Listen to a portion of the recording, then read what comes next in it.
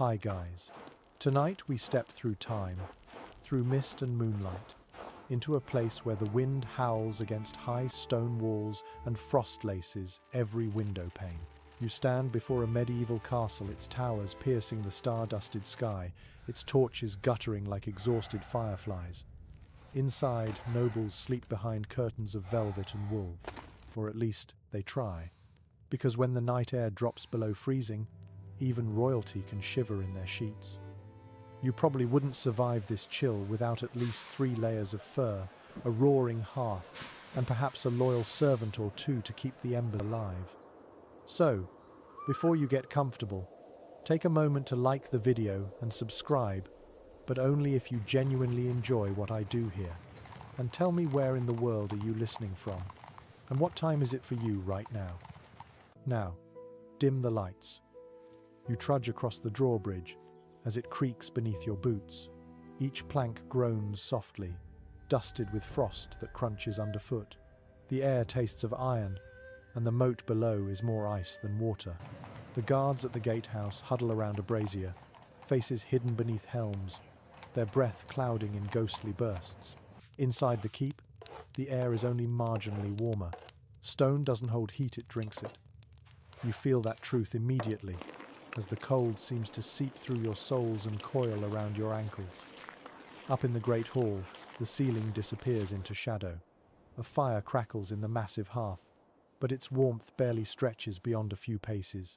You think of the princess who lives here, how her long gowns whisper across the floor as she moves, how her jewels glint even in low light. Yet she too must face the same enemy you do now, the creeping, relentless chill of medieval winter. Historians still debate whether most castles were truly comfortable in winter. Some argue that noble families abandoned their fortresses during the harshest months, retreating to smaller, cozier manors or urban residences. Others claim the great halls remained alive all year round, buzzing with servants, guards, and court life, no matter how cold. But either way, a winter night inside one of these massive stone fortresses was not for the faint of heart.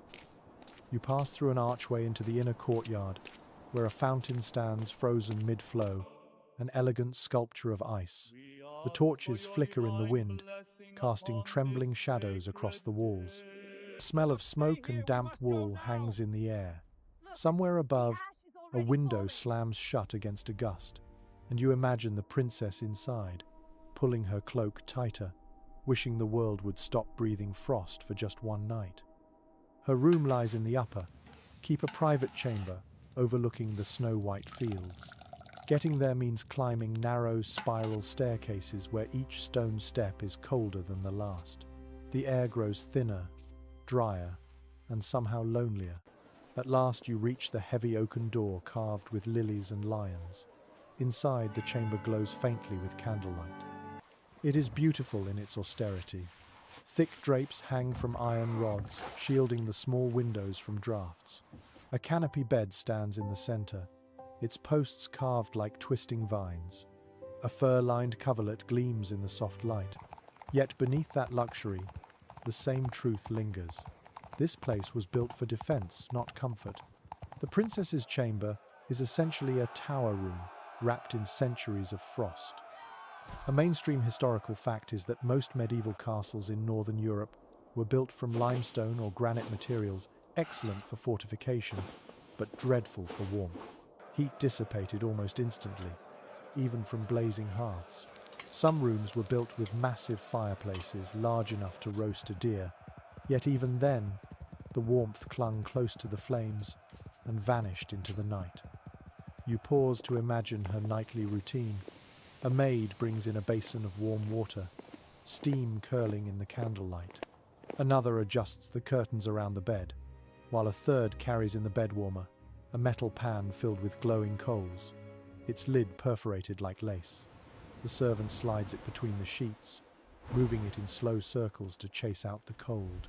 You can almost smell the faint tang of hot iron and hear the hiss as heat meets damp linen. And here's a quirky tidbit. Some noblewomen believed placing a warm hen beneath the bed kept the air mild through the night. It's absurd and charming all at once. Imagine the soft clucking from beneath royal silks. A few even tucked small dogs into the covers, both for warmth and company. The medieval world had no shortage of curious comforts. The princess removes her jewelry, one piece at a time, as frost blooms on the window glass. Her breath clouds the mirror. Outside, wolves cry across the moor, their voices threading through the cold like distant bells. She shivers, but not from fear, from the sheer immensity of winter pressing against her walls. Some scholars question how these royal women truly experienced such nights. Were they pampered beyond measure, or quietly enduring the same hardships as their servants? Records are sparse. A few letters survive, written in elegant script, describing nights so bitter that sleep fled from me as the moon turned pale. Others are silent, leaving only the imagination to fill the gaps. You wander closer to the window. The shutters are thick but not airtight. A sliver of wind sighs through, cool and persistent. In the corner, a brazier glows red, its coals pulsing like a quiet heartbeat. The princess's cat curls beside it, eyes half closed. The firelight dances over the floor, revealing the uneven texture of the stone centuries of wear beneath polished slippers. You notice how everything in this chamber has a purpose. The thick rugs muffle the sound of footsteps and trap precious warmth. The canopy bed isn't mere decoration, it serves to create a smaller, warmer microclimate, especially when curtains are drawn tight. Even the arrangement of furniture helps direct the faint warmth of the hearth toward the bed. As you settle into this world, time feels heavy. The castle creaks, sighs, and settles around you. Somewhere below, the great hall's fire crackles louder, echoing through the stairwell. Servants whisper, doors thud softly, and the wind hums through arrow slits. The princess lies back beneath her furs, her face illuminated by the last flicker of the candle. Her eyelids droop, her hand resting upon embroidered sheets that smell faintly of lavender and smoke. And you, standing there unseen, begin to feel the same pull of sleep. The stone walls may be cold, but the rhythm of life here is steady, unbroken. Winter will not relent, but neither will she. The night belongs to endurance, and to dreams that bloom even in the frost. The wind shifts again as you stand in that tall, echoing chamber, and it sounds as if the castle itself sighs. The flames in the hearth bow low, nearly extinguished by a draught slipping in through unseen cracks. That, you realize, is the true nature of a medieval castle.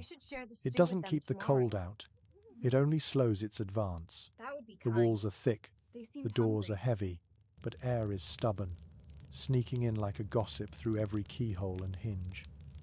As you move toward the window, your fingertips brush the stone. It feels damp cold in a way that doesn't just touch your skin but sinks into your bones. The princess's chamber might be filled with silks and fur, but it's also a vault of chill. When the wind howls outside, it finds its way in through arrow slits, those narrow vertical gaps designed for archers, not for comfort. The same architectural brilliance that kept enemies out ensured that warmth escaped almost immediately. Yes, I understand. Historians still debate whether castles ever truly lost their chill. Some suggest that heavy tapestries and wooden paneling eventually improved insulation, while others argue that, in most cases, even the grandest fortresses were perennially cold, damp in summer, frigid in winter. The debate continues partly because comfort was defined differently in the Middle Ages. To medieval nobles, warmth itself was a luxury of status. To sweat indoors was not refinement but vulgarity. You listen as the wind lashes against the outer wall. The windows rattle softly in their iron frames. Beyond them, the night stretches across frozen fields, white, endless, and silent. Every sound inside the castle magnifies against the stone. The echo of footsteps, the soft groan of wood as the temperature shifts, the muffled cough of a servant somewhere down the corridor. It's easy to imagine the princess lying awake, listening to the night move through her castle like a restless spirit. A mainstream historical fact, castles in northern Europe and Britain rarely had glass windows before the late medieval period. Instead, they used oiled parchment, horn, or thin slices of mica to cover openings. These translucent materials let in light during the day, but did little to stop the cold. Even after glass became more common, it was a thin, uneven luxury, expensive, fragile, and poorly sealed. Every window was essentially an invitation to the wind. You step closer to the hearth, kneeling to feed the coals. A puff of smoke stings your eyes and catches in your throat. The air tastes faintly of soot and something older, stone and ash, mingled with the faint sweetness of the burning wood. The princess's maid would have done this hours ago, yet by now, the warmth has ebbed away, swallowed by the room's vast emptiness. The bed curtains sway as if exhaling. You imagine her beneath them, hands tucked close to her chest, her breath frosting the pillow. She shifts occasionally, pulling the coverlets tighter, curling in on herself like a small animal seeking its own heat. This isn't the romantic stillness you might expect from fairy tales. It's a nightly battle against the cold one that began at sundown and lasts until dawn. A quirky tidbit whispers into memory. In some parts of Europe, it was customary to hang dried animal bladders filled with hot water beside the bed to release heat slowly overnight.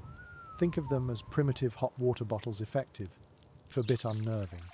There are even records of peasants using warmed stones wrapped in cloth, carried from the hearth to bed, as a temporary reprieve from the frost. Royal chambers simply performed these rituals with more ceremony: silver pans instead of stones, perfumed oils instead of plain water, embroidered cloths instead of wool scraps.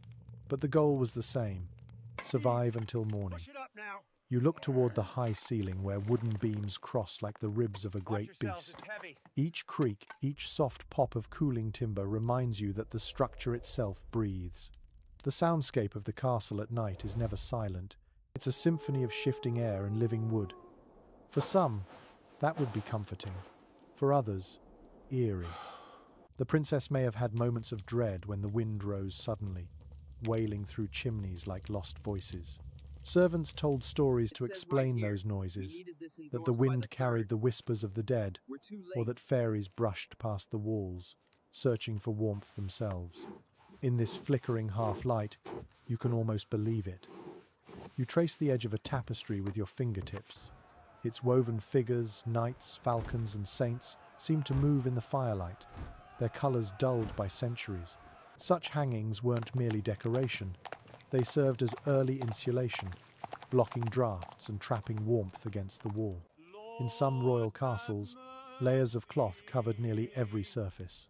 The effect was less aesthetic and more practical, a cocoon against the cold. Still, even the best defenses failed against a harsh northern wind. It slipped through cracks in the stone, down chimneys, under doors. The air felt alive, shifting constantly. You could never escape it, only delay it. That might be why medieval people associated winter nights with introspection, patience, and faith. When you can't fight nature, you learn to listen to it. There's a particular smell in these cold chambers, a mix of burning wood, wet stone, tallow candles, and the faint musk of fir. It's oddly grounding, almost hypnotic. You close your eyes and hear the princess's slow breathing, the rustle of linen, the faint whistle of air through the window slit. The castle doesn't let anyone forget where they are, not even royalty.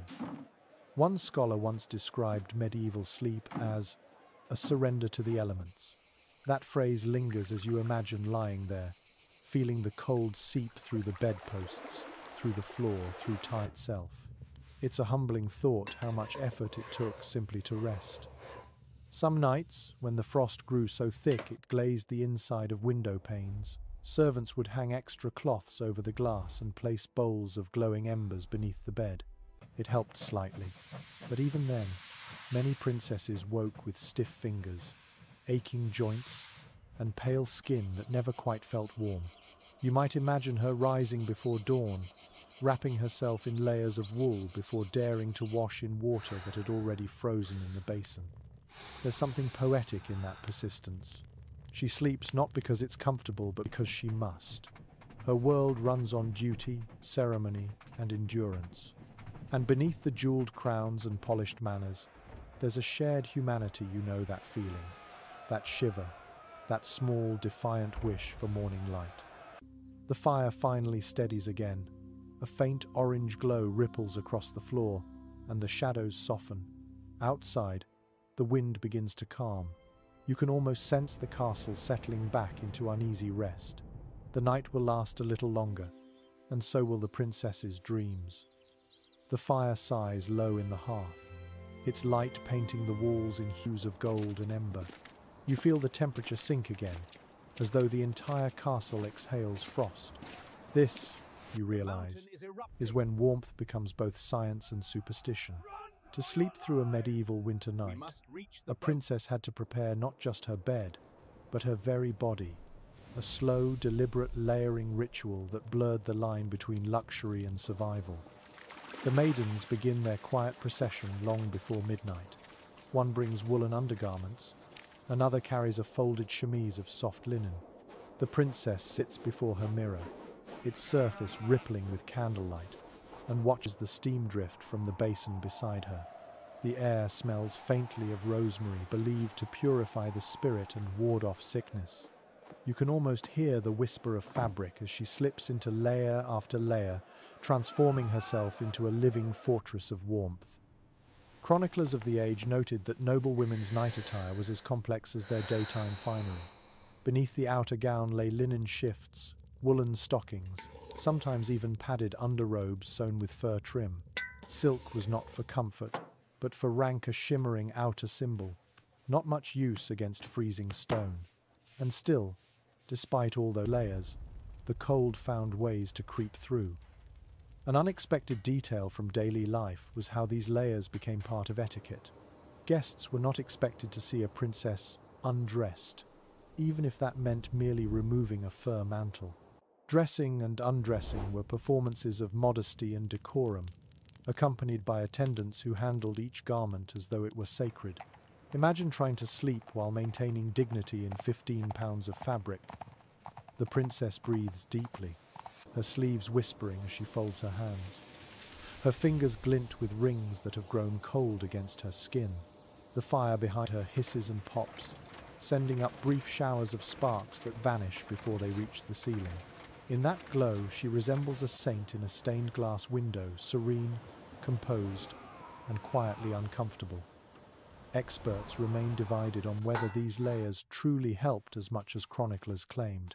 Some argue that the multiple fabrics trapped both heat and moisture, making the sleeper clammy rather than cozy. Others believe the layering system was remarkably effective, especially when combined with furs and tightly drawn bed curtains. The truth, as always, likely lay somewhere in between, warm enough to endure, but never enough to forget the cold. The princess's final garment is her night robe, thick wool lined with sable or ermine. A maid fastens the ties with careful fingers, then lowers the hood so that only a few strands of hair escape. The princess dips her hands briefly in warm water, dries them with cloth embroidered in gold thread, and murmurs a prayer for health through the night. You can almost feel the heat from the basin fade as it's carried away, leaving behind only a thin mist that clings to the air. A moment later, the door closes with a soft thud, and silence returns except for the faint crackle of wood. The princess moves toward the bed, her steps hushed by woven rushes laid across the floor. Imagine the sound of fabric brushing fabric, the rustle of wool against silk, the weight of fur pressing down. She sits on the edge of the mattress, testing its firmness. Beneath the embroidered sheets lie feathers, wool, and perhaps even dried herbs, lavender, thyme, or mint, to scent the bed and deter insects. You can almost smell the sharp sweetness. It's generally accepted among medieval historians that personal hygiene and comfort rituals played a crucial role in noble life, not out of vanity but survival. Maintaining a clean, dry sleeping layer meant avoiding sickness in a world where cold and damp were constant threats. Bathing was rare in winter, so linen changes replaced washing. They absorbed sweat and acted as barriers between skin and coarse fabrics. The princess draws the covers over herself. Beneath the quilts, air pockets form like miniature caves of warmth. Her maid extinguishes the candle, and darkness falls thick as velvet. Only the faint pulse of the fire remains, glowing red like the last heartbeat of day. In that stillness, your senses sharpen. You can hear the soft rustle as she shifts her weight, the tiny sigh as she nestles deeper into the mattress. The smell of wool and herbs mixes with smoke. Somewhere in the distance, a dog barks once, then falls silent.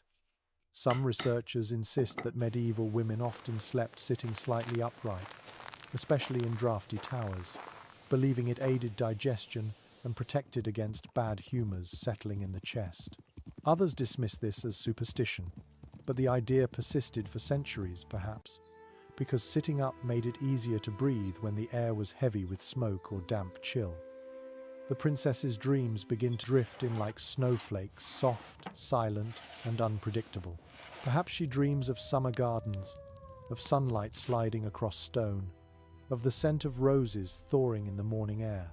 Or perhaps her mind lingers on duty and bloodlines, on the endless weight of expectation that follows her even into sleep. You step closer, hearing the faintest crack as the fire splits a log. A gust of air ripples through the curtains, lifting one edge like a ghostly hand. The temperature drops again, sudden and sharp.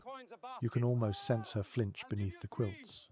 She tightens them around her shoulders, her breath fogging darkness for an instant before vanishing. There's beauty in her resilience. For every comfort she owns, the castle demands something in return: patience, endurance, stillness. Each layer of clothing, each ritual before bed, is less about vanity and more about survival in an age that prized elegance under pressure. Outside, the wind gathers again. Snow begins to fall, drifting against the windows, soft as whispered prayers. The castle holds its breath, and within its stone heart, one woman sleeps wrapped in centuries of tradition, each layer a promise that dawn will come, even in the coldest of nights.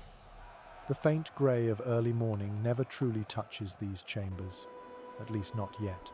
You remain in the quiet half hour before dawn, when sleep still weighs on the castle like a heavy blanket.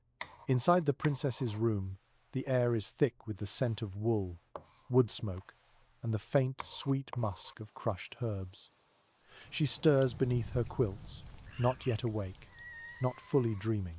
This is the heart of her winter world, the delicate border between rest and endurance. You take a moment to study the bed itself. It isn't just a place to lie down, it's a status symbol, a statement carved in oak and gilded in gold leaf. The mattress rises high above the floor, so tall a small stool waits at its foot to help her climb in. The canopy overhead drapes down like a private sky, heavy with embroidered curtains that close her off from the cold and, to a degree, from the world.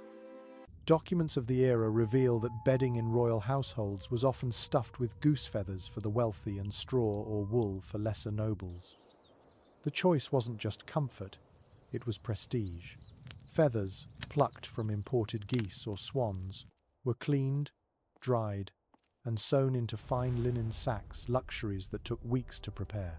Beneath them lay a coarser mattress filled with straw, serving as insulation from the cold, hard boards below. A peculiar tradition whispers that princesses would sometimes hide charms or stitched patterns of protection inside these feather mattresses, symbols against bad dreams or illness. A few of those charms have been found centuries later, tiny scraps of parchment inked with Latin prayers, folded and sewn into the seam. It's a reminder that warmth, in those times, wasn't only physical, it was spiritual insurance. The princess turns on her side, tugging the fur-lined coverlet closer. Beneath her pillow lies a sachet of dried lavender and chamomile, a small defense against lice and the rank odor of stale air. The mattress rustles faintly, and you imagine how it would have felt soft but uneven, its feathers shifting under her weight, creating small pockets of warmth and coolness. Opinions differ among historians about just how comfortable these beds really were.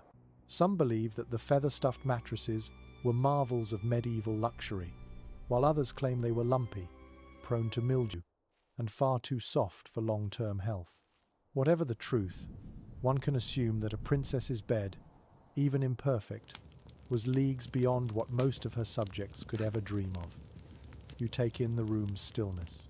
Every surface holds a story. the carved bedposts shaped like vines, the rush mats layered over the flagstones, the embroidered hangings that ripple faintly when the wind sneaks beneath the door. You sense the delicate balance between extravagance and necessity. The castle doesn't pamper its inhabitants, it tests them. Each detail of comfort must be wrestled from the cold itself. One well-documented truth is that the bedding hierarchy mirrored the rigid structure of society. The more layers and materials between a sleeper and the stone floor, the higher their status. Commoners might sleep on sacks of straw or hay spread directly on planks. Servants in royal households used wool pallets on low cots. Only the upper nobility enjoyed feather beds and fur-lined blankets, sometimes perfumed with rosewater or juniper to mask the scent of damp. You walk to the hearth, now reduced to a dull red glow. The warmth is barely there, but still you can sense the memory of last night's fire. The air is dry, almost brittle. The stones surrounding the fireplace are dark with soot, centuries of smoke staining them like shadows of every winter before. Outside, a gust of wind rattles the shutters. A fine dust of frost shakes loose and falls like glitter onto the sill. You run a hand across it. The cold bites like tiny needles. How strange it must have been to live surrounded by beauty, and yet never be free from the simplest discomforts. The princess's maid slips quietly into the chamber, her shoes muffled by rushes. She moves like a ghost, carrying a copper pan filled with embers. Kneeling by the hearth, she stirs the ashes, coaxing life back into the coals. The soft sound iron scraping against stone is both harsh and soothing. The princess doesn't wake. She has learned to sleep through it, to let the daily rhythm of service flow around her like a lullaby. Here's a small, delightful fragment of history. In some royal households, the quality of the bedding was listed in official inventories alongside jewelry, silverware, and horses.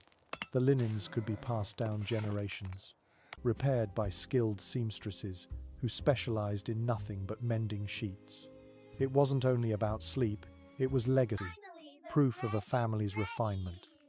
The maid adds a log to the rekindled flame, then draws the curtains slightly apart.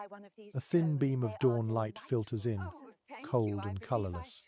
It catches on the princess's hair, glinting like pale gold against the shadow. She murmurs softly in her sleep, one hand half buried in fur. You pause and think about the layers beneath her, the hierarchy of materials, textures, and scents, each one carefully chosen to create a cocoon against the season. Linen, wool, down, fur, silk. It's an architecture of rest, a quiet mirror of the castle's design itself. Layer upon layer, defense upon defense, all in the service of surviving the night. No consensus has ever been reached on whether these beds were truly warm enough to combat the cold that lingered through stone and draught. Some architectural historians argue that no amount of bedding could counteract a castle's chill. Others point to written accounts describing rooms so hot from the fire that one could barely breathe. Both could be true. Heat in a medieval castle was uneven, fleeting and temperamental. The princess finally stirs. The faint creak of the mattress seems amplified in the stillness. She pushes aside the curtain, blinking at the dim light. Her skin is pale, her lips faintly blue, yet there's a calm grace in her movements. She's survived another night, as all her ancestors did before her. You can almost feel the quiet triumph in that simple act, enduring the cold, waking into light. It isn't the luxury that defines her, but her resilience wrapped in silk and frost. The castle hums softly around her, alive once more. And you? You breathe in the faint scent of smoke and lavender, realizing that comfort, like warmth, has always been relative, something earned, never guaranteed, even behind the thickest walls of power. The fire now burns a steady amber, its warmth curling upward through air that still trembles with last night's chill. You can almost feel the ghost of cold clinging to the corners of the room, persistent, patient, unwilling to leave. The princess sits up slowly, her breath visible, her fingers stiff as she folds back the coverlets. Every morning begins this way, a quiet victory against the cold, followed by a careful reconstruction of comfort. A servant enters carrying a copper kettle, steam spilling from its spout. The smell of hot metal and oak smoke fills the room. She pours the water into a shallow basin, where the princess will wash her hands and face before breakfast. The warmth lasts barely a minute before it cools, the steam vanishing into the castle's cavernous air. Even this brief luxury feels sacred, a moment of softness between stone and frost. Surviving manuscripts tell us that in most medieval castles, morning warmth was as fleeting as candlelight. Fires were left to die during the night to avoid accidents, meaning each dawn began with rekindling the smell of ashes, the creak of bellows, and the flint's sharp spark. A princess's comfort depended entirely on her servant's timing. Too early, and smoke filled the chamber. Too late, and frost formed on the inside of the walls. The bed behind her still holds the imprint of her body, a hollow of feathers and linen. The maid begins her ritual of shaking, turning, and fluffing an elaborate ballet designed to prevent moisture from settling into the bedding. It's delicate work. Damp feathers rot, and rot attracts vermin. The steady rhythm of the maid's motions becomes a sound of reassurance, an unspoken promise that the bed will be warm again come nightfall. A lesser-known curiosity from that time is how bed warmers themselves became status symbols. These were not crude tools, but polished bronze or silver pans with intricate engravings, sometimes even bearing family crests. The coals inside hissed softly as they slid beneath the sheets, leaving faint scorch marks if handled too long. In some courts, it was said a careful servant could heat an entire bed without waking its occupant, a small miracle performed nightly. The princess watches from her stool, wrapped in a fur mantle, eyes half-lidded. Her hair has been braided to keep it from tangling in her sleep, and her breath carries faint traces of lavender. She stretches her fingers toward the hearth, feeling the weak warmth radiate outward. In this still moment, you realize how deliberate every act of comfort must have been. Nothing in this world comes easily, not even heat. Some researchers believe the ritual of bed warming may have held symbolic meaning as well. It wasn't merely about heat, but purification, driving away not just cold, but evil spirits and sickness. The glowing coals, handled with tongs like relics, brought fire's sacred energy to the most intimate of spaces.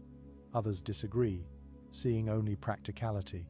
Yet the line between superstition and science in the Middle Ages was as thin as the fabric of the sheets themselves. Outside, a bell tolls faintly, its sound distant and muffled by snow. The castle begins to stir awake. You hear boots on flagstones, the clatter of buckets, the faint neigh of horses from the stables. Life resumes its rhythm, each motion deliberate and slow, as though the entire household must thaw before it can function. It's generally accepted among medieval historians that heating a room was a communal effort. Even in royal chambers, servants and attendants shared the burden. The princess might command comfort, but it was others who labored through the cold to create it, fetching wood, tending embers, refilling bed warmers. Heat was not a private thing. It was collective, produced by hands unseen but always present. You picture her bed just before sleep, the coals glowing faintly beneath the sheets, the thick curtains drawn close, the faint hum of voices fading as doors close for the night. The warmth is temporary, fragile, yet it feels almost sacred in its impermanence. It is a warmth earned through ritual and care. A peculiar superstition lingers in the minds of many castle servants. If you let the fire die completely before dawn, it was said misfortune would enter with the first light.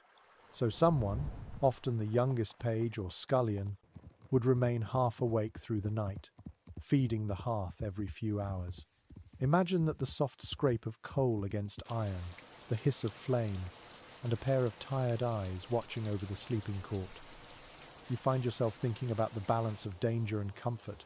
Fires could save lives or end them.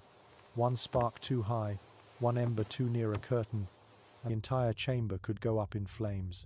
Castles burned often, especially in winter. It's astonishing how easily opulence and disaster shared the same bed. Some specialists continue to dispute how well these hearths actually heated their rooms. Architectural reconstructions suggest that even a roaring fire could barely warm the space beyond 6 or 7 feet. Beyond that, breath still fogged the air. The princess's chamber may have looked radiant in torchlight, but in truth, much of it remained cold shadow. The maid finishes her work, folding the sheets with precise care. She opens the curtains to let in the pale light. Snow still falls outside, slow and silent, covering the courtyard in white velvet. The sound is almost imperceptible, but you can feel it, the weight of winter pressing on every surface, muffling every noise. Do you think they'll have The any princess left? rises, moving gracefully so. despite the chill. I don't She know if I steps can into stand fur-lined waiting much slippers longer. and crosses to the window. Her reflection merges with the snow beyond, creating a ghostly double, one woman of warmth and life, gazing out into a world of stillness. The contrast is striking. Here's one charming oddity worth mentioning. Some noble families train dogs called comfort hounds, small breeds whose sole purpose was to share their owners' beds for warmth. These little animals, wrapped in ribbons and miniature cloaks, slept curled at their mistress's feet, providing living heat. It's a sweet thought that even royalty needed a creature's heartbeat to stay warm through the longest nights. The room settles again. The fire crackles softly, and the scent of oak fills the air. You realize, as the princess does, that warmth is fleeting but ritual is eternal. Every ember, every fold of cloth, every shared breath across the cold carries a single message: survival, wrapped in grace.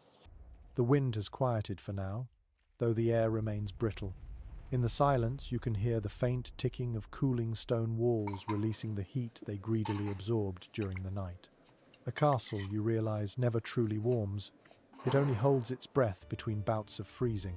The princess sits near the hearth, watching the flames dance, her fingers hovering close enough to feel warmth but not scorch.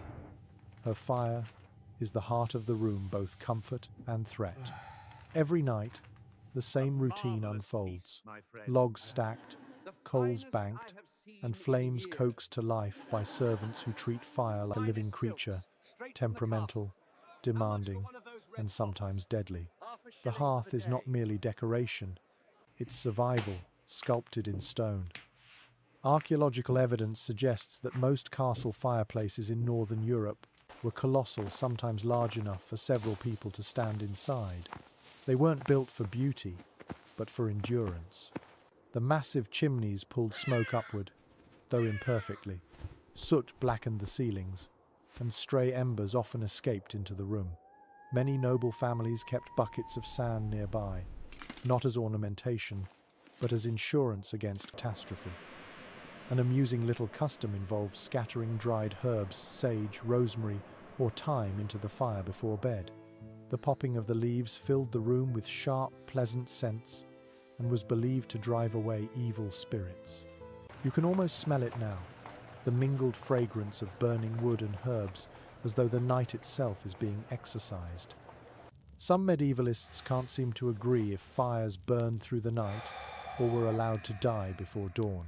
One theory holds that hearths were tended constantly by servants sleeping nearby, ensuring that the royal family never woke to a frozen room.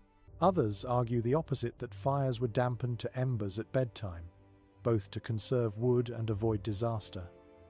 In a world lit by flame, safety was a thin line of glowing ash.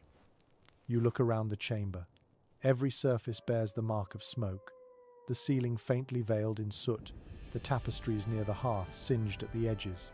The faint warmth stretches across the room like a lazy tide, stronger near the fire, fading quickly toward the bed. It's not enough, not really, but it's something. The princess leans forward, using a poker to adjust the logs. Sparks leap upward in a brief golden flurry before settling again. Her movements are practiced. She's done this countless times. Despite all her attendants, this act she insists on doing herself. Fire is control, and control is rare in her world. One well-preserved truth from castle records tells us that wood was one of the most precious resources of the medieval winter. Whole forests could be depleted to keep a single fortress alive through the season. Logs were rationed and inventoried with as much care as jewels. Some castles even issued fire allowances, set quantities of fuel allotted daily to specific rooms. It was luxury measured in warmth. You imagine the sound of those logs cracking, the soft hiss as sap boils and escapes. The fire seems alive, its breath mingling with the princess's. Shadows pulse against the walls, stretching and shrinking as though the castle itself were breathing. A curious ritual often accompanied this time of night. Just before sleep, a servant might place an iron rod heated in the fire at the base of the bed to warm the floorboards. The faint smell of singed wood mingled with the air, and the warmth, though fleeting, spread upward for a few minutes. It's a small detail, but one that speaks volumes about how resourceful and desperate people became when the cold was relentless. There's something meditative in the rhythm of the flames.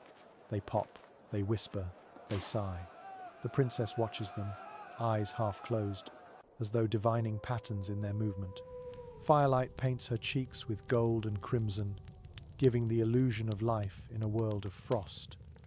Some researchers argue that these massive hearths were more psychological than practical. The heat they produced was uneven and inefficient, yet their glow provided comfort, the illusion of safety. The human mind, after all, craves light as much as warmth. In a dark stone fortress, even the smallest flame becomes a companion. The air around you hums softly, like a memory trapped in stone. The fire's warmth doesn't reach the corners of the room, where frost still clings stubbornly to the windows. The contrast between light and cold is sharp, almost cruel. Yet it's also strangely beautiful proof of survival, flickering against the impossible vastness of winter. The princess stands, her fur cloak brushing the rush-covered floor. She holds her hands above the fire, palms open, the orange glow gilding her rings. She looks momentarily like a statue, ancient, serene, enduring. You can almost imagine generations of women before her doing the same, whispering the same silent prayers for warmth, safety, and mourning. A lesser-known fragment from household accounts reveals that ash collected from the hearth was used for practical magic mixed with salt to protect doorways, or scattered in gardens come spring to bless the soil. Nothing went to waste. Even the residue of fire carried meaning. The flames flicker low now, quieter, gentler. The princess reaches for the poker one last time, pushing the embers into a glowing heap. She covers them carefully with ash, a ritual of closure, a way to make sure the fire slumbers safely until morning. The faint orange fades to red, then to a dull, comforting grey. Experts in medieval domestic life remain fascinated by this nightly dialogue between people and fire. To them, it's more than survival, it's companionship. In a world without central heating, the hearth wasn't just warmth, it was presence, a steady heartbeat in the cold silence. You step back, letting the darkness reclaim the room. The last whispers of warmth brush against your skin as the fire exhales its final sigh. Somewhere beyond the walls, snow begins to fall again, soft as ash, silent as breath. The castle, momentarily at peace, settles into its long winter night once more. The fire dwindles to a soft glow, and the air turns heavy again. Every sound, every creak of timber, every whisper of frost along the stones feels amplified in the stillness. The princess shifts beneath her layered blankets, the edge of the fur brushing against her cheek. Around her, the chamber has become a fortress within a fortress, guarded not by swords or sentries, but by fabric, texture, and silence. This is where the art of warmth truly blossoms. You can almost feel it. The thick curtains, the hanging tapestries, the folds of velvet and wool that line the walls. The medieval castle, for all its strength, was a poor match against wind, but people clever, practical, endlessly adaptive, learned how to weave their defenses from thread and patience. Researchers widely agree that wall hangings were not simply decoration but insulation. Heavy cloth absorbed the cold air seeping through stone, trapping small pockets of heat. The difference between a bare wall and a draped one could mean several degrees of temperature, enough to make the difference between comfort and shivering misery. A quaint belief circulating in those days held that richly dyed tapestries not only warmed the room but protected against melancholy. Blue and green calmed the mind, while red was said to chase away the chill of the soul. You picture the princess selecting her favorite colors, crimson vines winding around gold-threaded flowers, and imagine how her eyes might linger on them before sleep, searching for warmth in color itself. No consensus has ever been reached on just how effective these hangings were. Some architectural historians argue that they served more symbolic than practical purpose, meant to display wealth rather than retain heat. Others insist that tapestries, layered with padding or backed by linen, were remarkably efficient insulators. The truth, perhaps, lies in both: beauty serving utility, comfort disguised as art. The air smells faintly of wool and beeswax. You reach out, brushing your hand along a nearby drape. The fabric feels thick, almost heavy enough to have weight of its own, with fine threads that glimmer faintly in the dim light. It's soft against your fingertips, and yet you can sense the chill behind it, the cold pressing against the far side like an animal pacing its cage. The princess once commissioned a set of embroidered panels from Flanders, so the story goes, each one depicting scenes from mythology. These weren't simple decorations, but narrative walls. As she drifted towards sleep, her gaze might wander from Persephone, rising from the underworld, to St. Margaret defying the dragon, her imagination walking those woven paths while her body remained still beneath the covers. One charming oddity worth mentioning is that tapestries were sometimes scented intentionally.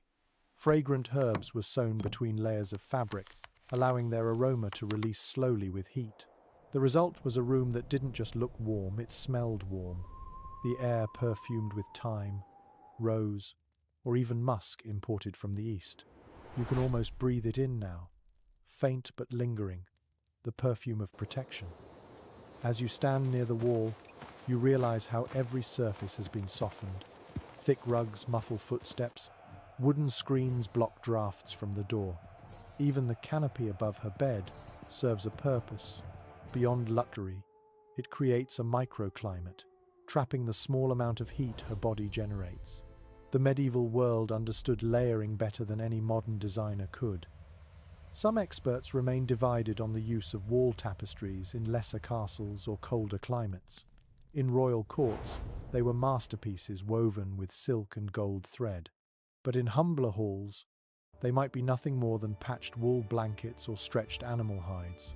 And yet the effect was the same, to create a feeling of enclosure, of comfort, of separation from the biting world outside. You glance toward the window. Frost has drawn delicate lace patterns on the glass, fragile, temporary artwork gifted by the night.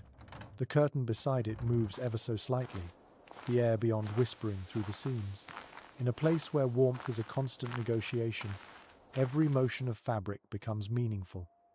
It's generally accepted among medieval historians that the richest tapestries traveled with their owners. When the royal family moved from one castle to another, servants would roll the wall hangings, pack them in waxed linen, and transport them ahead of the household. The princess's warmth was portable, her comfort carefully curated. Wherever she went, her surroundings could be rebuilt, an empire of fabric raised anew. An unexpected custom recorded in a few letters suggests that guests were judged not only by their titles, but by how they reacted to the cold. To shiver openly before a princess was seen as a breach of etiquette. Guests were expected to admire her fine tapestries and praise her ever-temperate air, even if their teeth chattered behind courtly smiles. Politeness demanded endurance. You can almost hear the faint rustle as servants adjust the curtains for the night. The sound is soothing, a soft brushing of fabric, like waves against the shore. Each motion creates layers between life and cold, between the body and the elements. Some specialists in medieval domestic life believe that these small rituals, repeated night after night, shaped not just comfort but culture. The act of drawing curtains, smoothing bed covers, and lighting candles was a performance of stability. In a world of draught and danger, order itself became warmth. The princess lies beneath her canopy, half awake. The light from the hearth flickers through the folds of her curtains, casting patterns that ripple like water across the embroidered walls. She traces them with her eyes, following imaginary rivers that wind through her woven landscapes. Outside, snow taps softly at the window, a delicate reminder that the world beyond remains untamed. Inside, all is fabric and firelight, scent and softness, the fragile illusion of safety. You can almost feel it settle around you too, the comfort of cloth, the warmth of art, and the hum of stories stitched into every thread. The fire murmurs low, the room awash in shadow and amber glow. Outside, the wind prowls along the battlements, howling faintly through the arrow slits like a chorus of ghosts. The princess has drawn her curtains closed, her small kingdom of fabric sealing her from the worst of the chill. Yet the night has other plans for company unexpected, breathing, sometimes snoring company. Because even a royal bed, no matter how lavish, was rarely empty. The idea of sleeping alone in a vast, freezing chamber was not just lonely, it was dangerous. Warmth was a communal affair, and proximity the oldest form of survival. Chroniclers of the time noted that noble women, even princesses, often shared their sleeping space with ladies in waiting or trusted companions during winter. It wasn't scandalous, it was sensible. The combined heat of several bodies could make the difference between comfort and hypothermia. The air inside the bed curtains would grow warmer by the hour, heavy with breath and murmured dreams. An endearing fragment of folklore claims that certain small lapdogs were bred specifically as bed warmers. Tiny creatures with long fur, they curled themselves into the hollow between their mistress's knees or at her feet. It's said that when these dogs woke to change position, their owners would shift unconsciously too. Both species engaged in an ancient dance of warmth. Opinions differ among social historians about how intimate this shared sleeping truly was. Some argue that noble companionship was purely practical, devoid of sentiment. Others believe that these nightly arrangements fostered deep bonds, relationships woven through whispered confidences and shared endurance. Imagine it, in the flicker of candlelight, secrets and laughter blooming like sparks before fading back into darkness. You watch as the princess turns beneath her coverlets. A soft rustle, a sigh. From the far side of the bed, a faint snore answers her. Somewhere near the hearth, a cat shifts lazily, stretching out in the heat's last breath. The chamber is alive in small ways, breathing, pulsing, dreaming. Researchers have found references to animals being deliberately kept indoors through winter dogs, cats, even trained ferrets to catch mice that sought shelter in the same warmth as their owners. A castle, after all, was never truly quiet. Behind the elegance of velvet and fur lived the scratch, purr, and scurry of unseen companions. A lesser-known curiosity from household accounts reveals that some royal families kept pet monkeys, tiny pouchins, or macaques gifted by foreign dignitaries. These mischievous animals often ended up sharing sleeping quarters, their antics both amusement and annoyance. The thought of a princess trying to rest, while a restless monkey chattered nearby, is as absurd as it is humanizing. The princess, though, has grown used to it, all the creaks of beams, the rustle of creatures, the soft murmurs of her attendants settling down nearby. Privacy, in her world, is a myth. Even dreams are a shared experience. Some researchers argue that sleeping communally wasn't only about warmth, it also offered safety. In castles filled with intrigue, servants, and secrets, being alone meant vulnerability. To sleep surrounded by trusted attendants was both comfort and protection. If something stirred in the dark, a knock, a whisper, a shadow, there would be witnesses.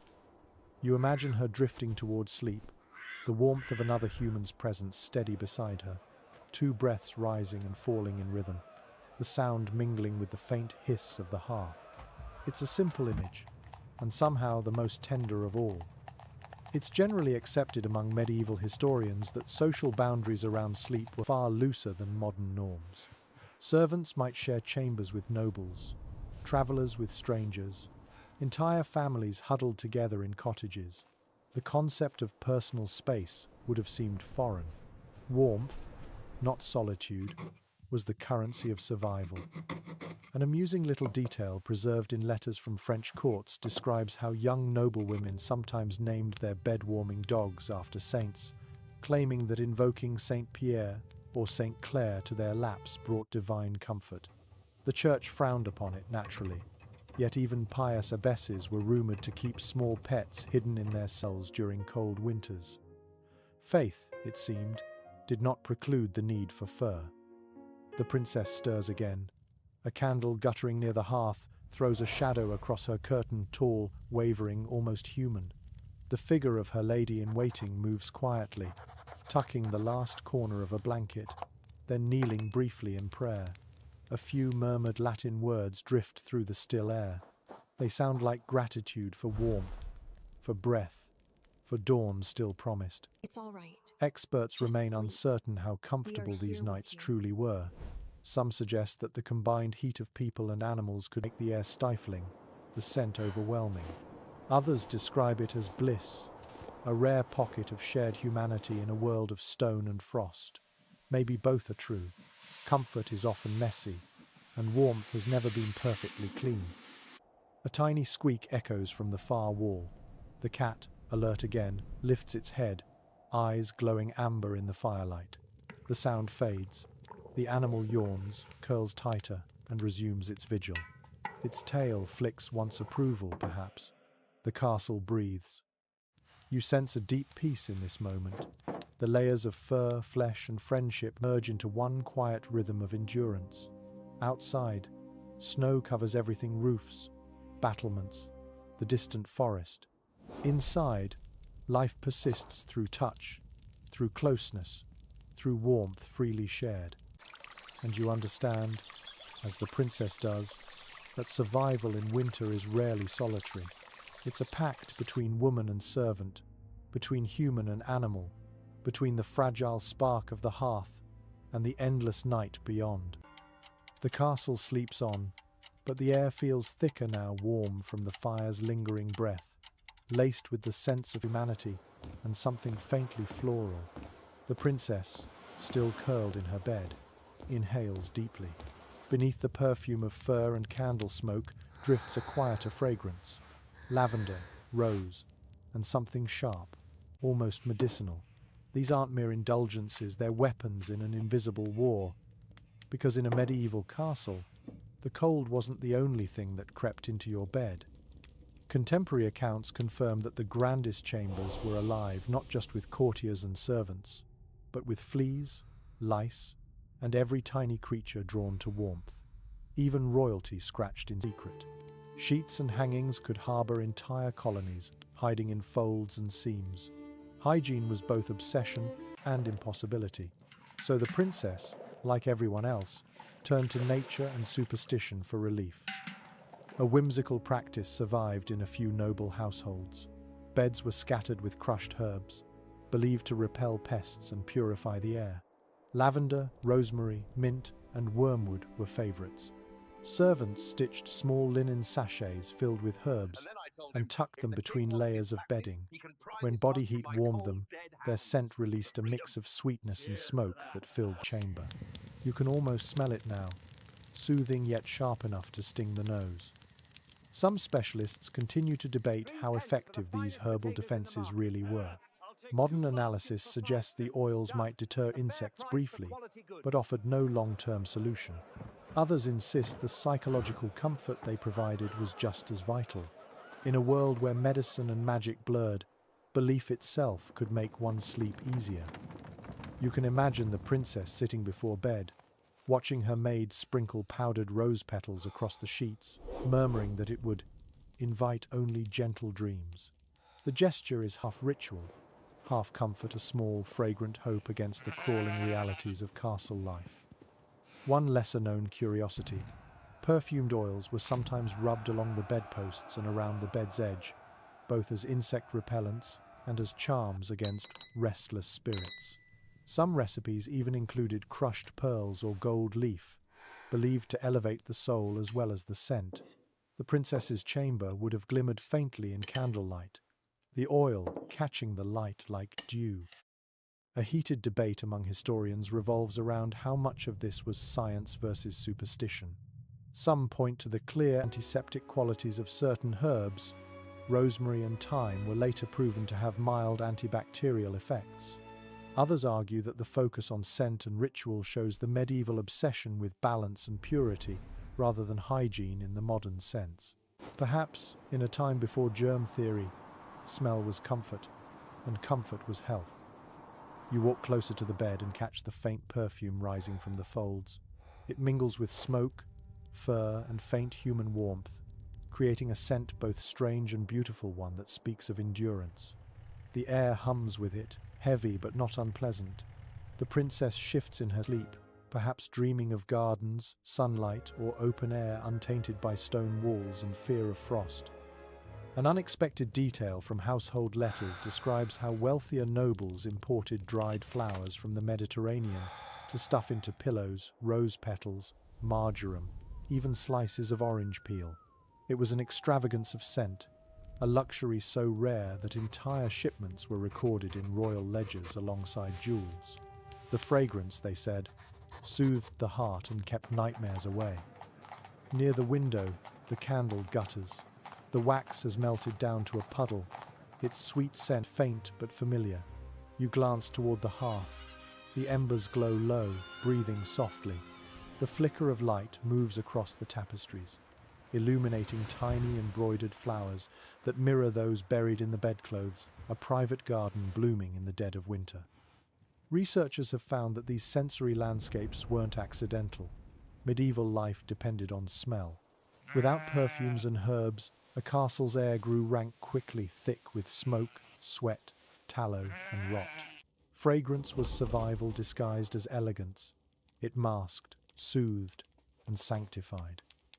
A peculiar superstition tells that burning certain herbs before bed could banish nightmares. Some households burned bundles of rue and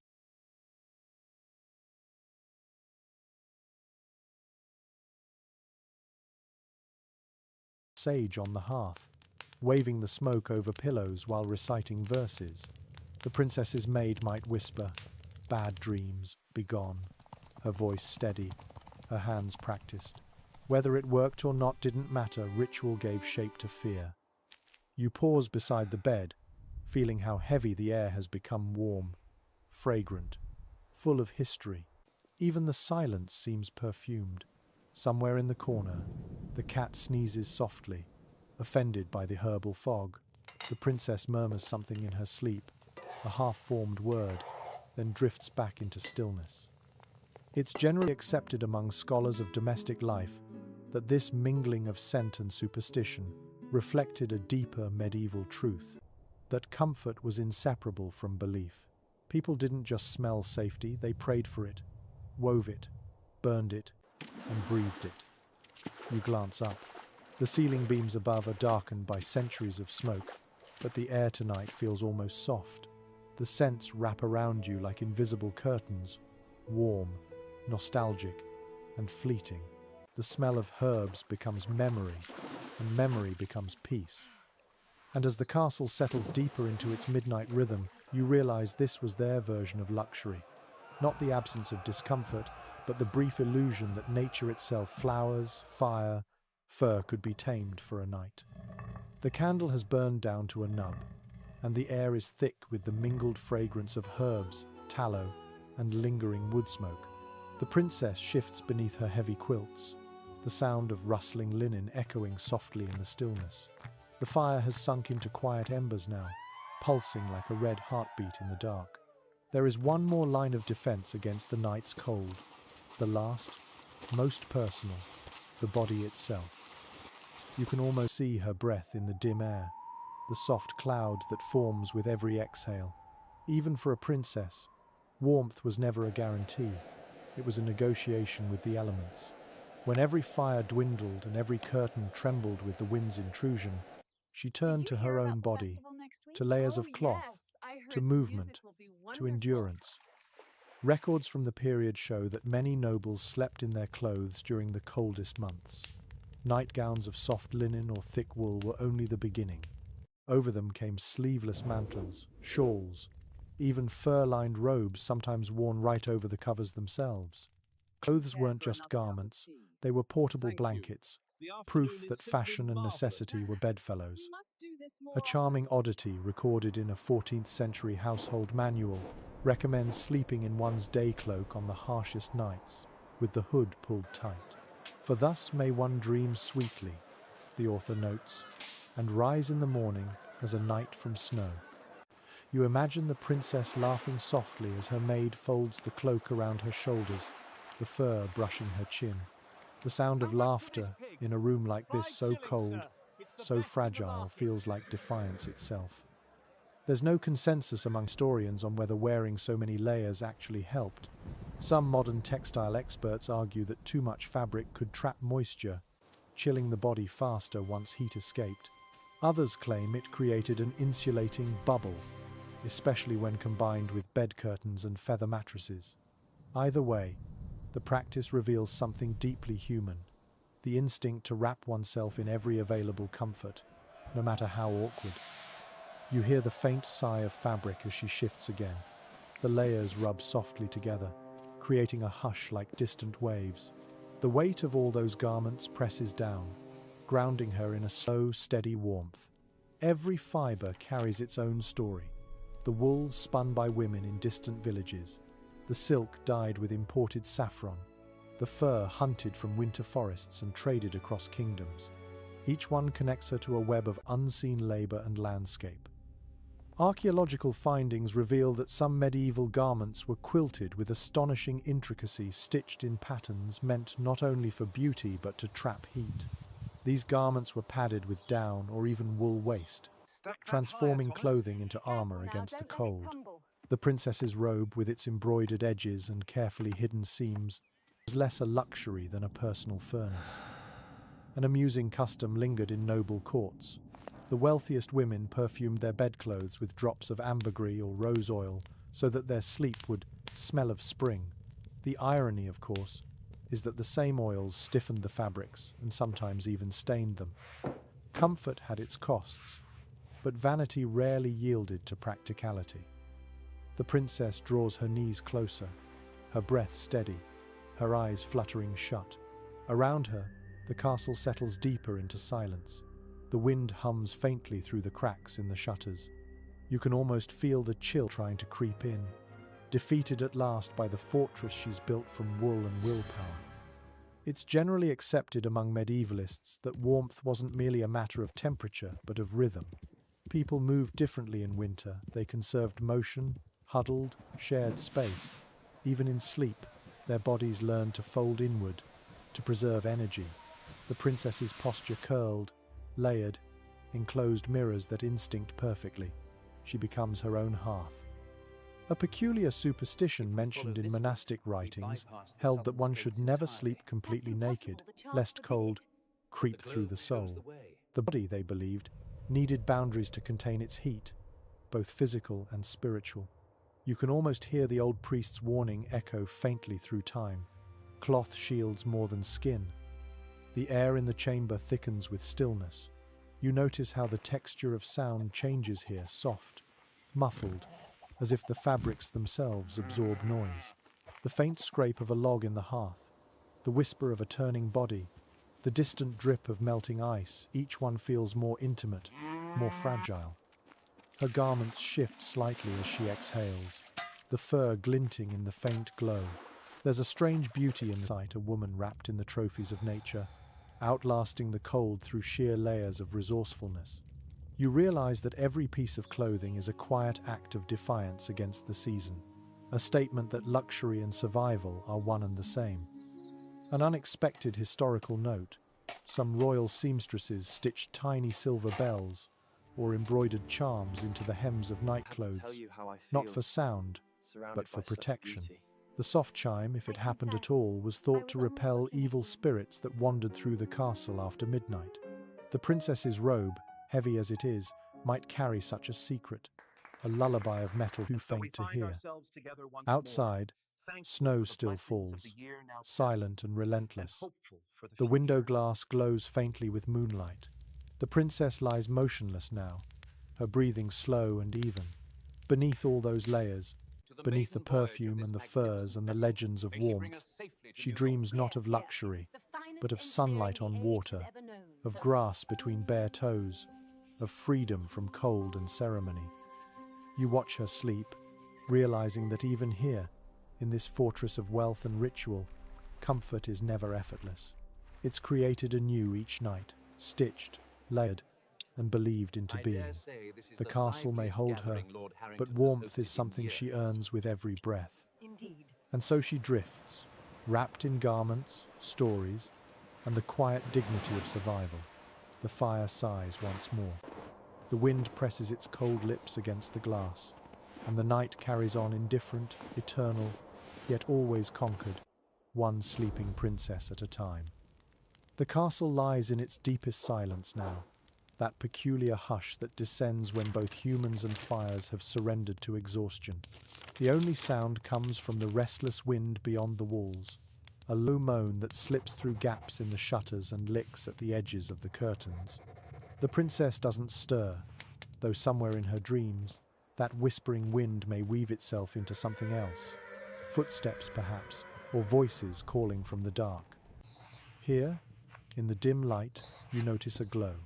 One lone candle still burns near the bed, its flame trembling like a living thought. It stands guard beside a polished brass holder, reflecting the chamber in miniature, the bed, the furs, the faint curl of smoke from the hearth. In a world without electricity, light was more than visibility.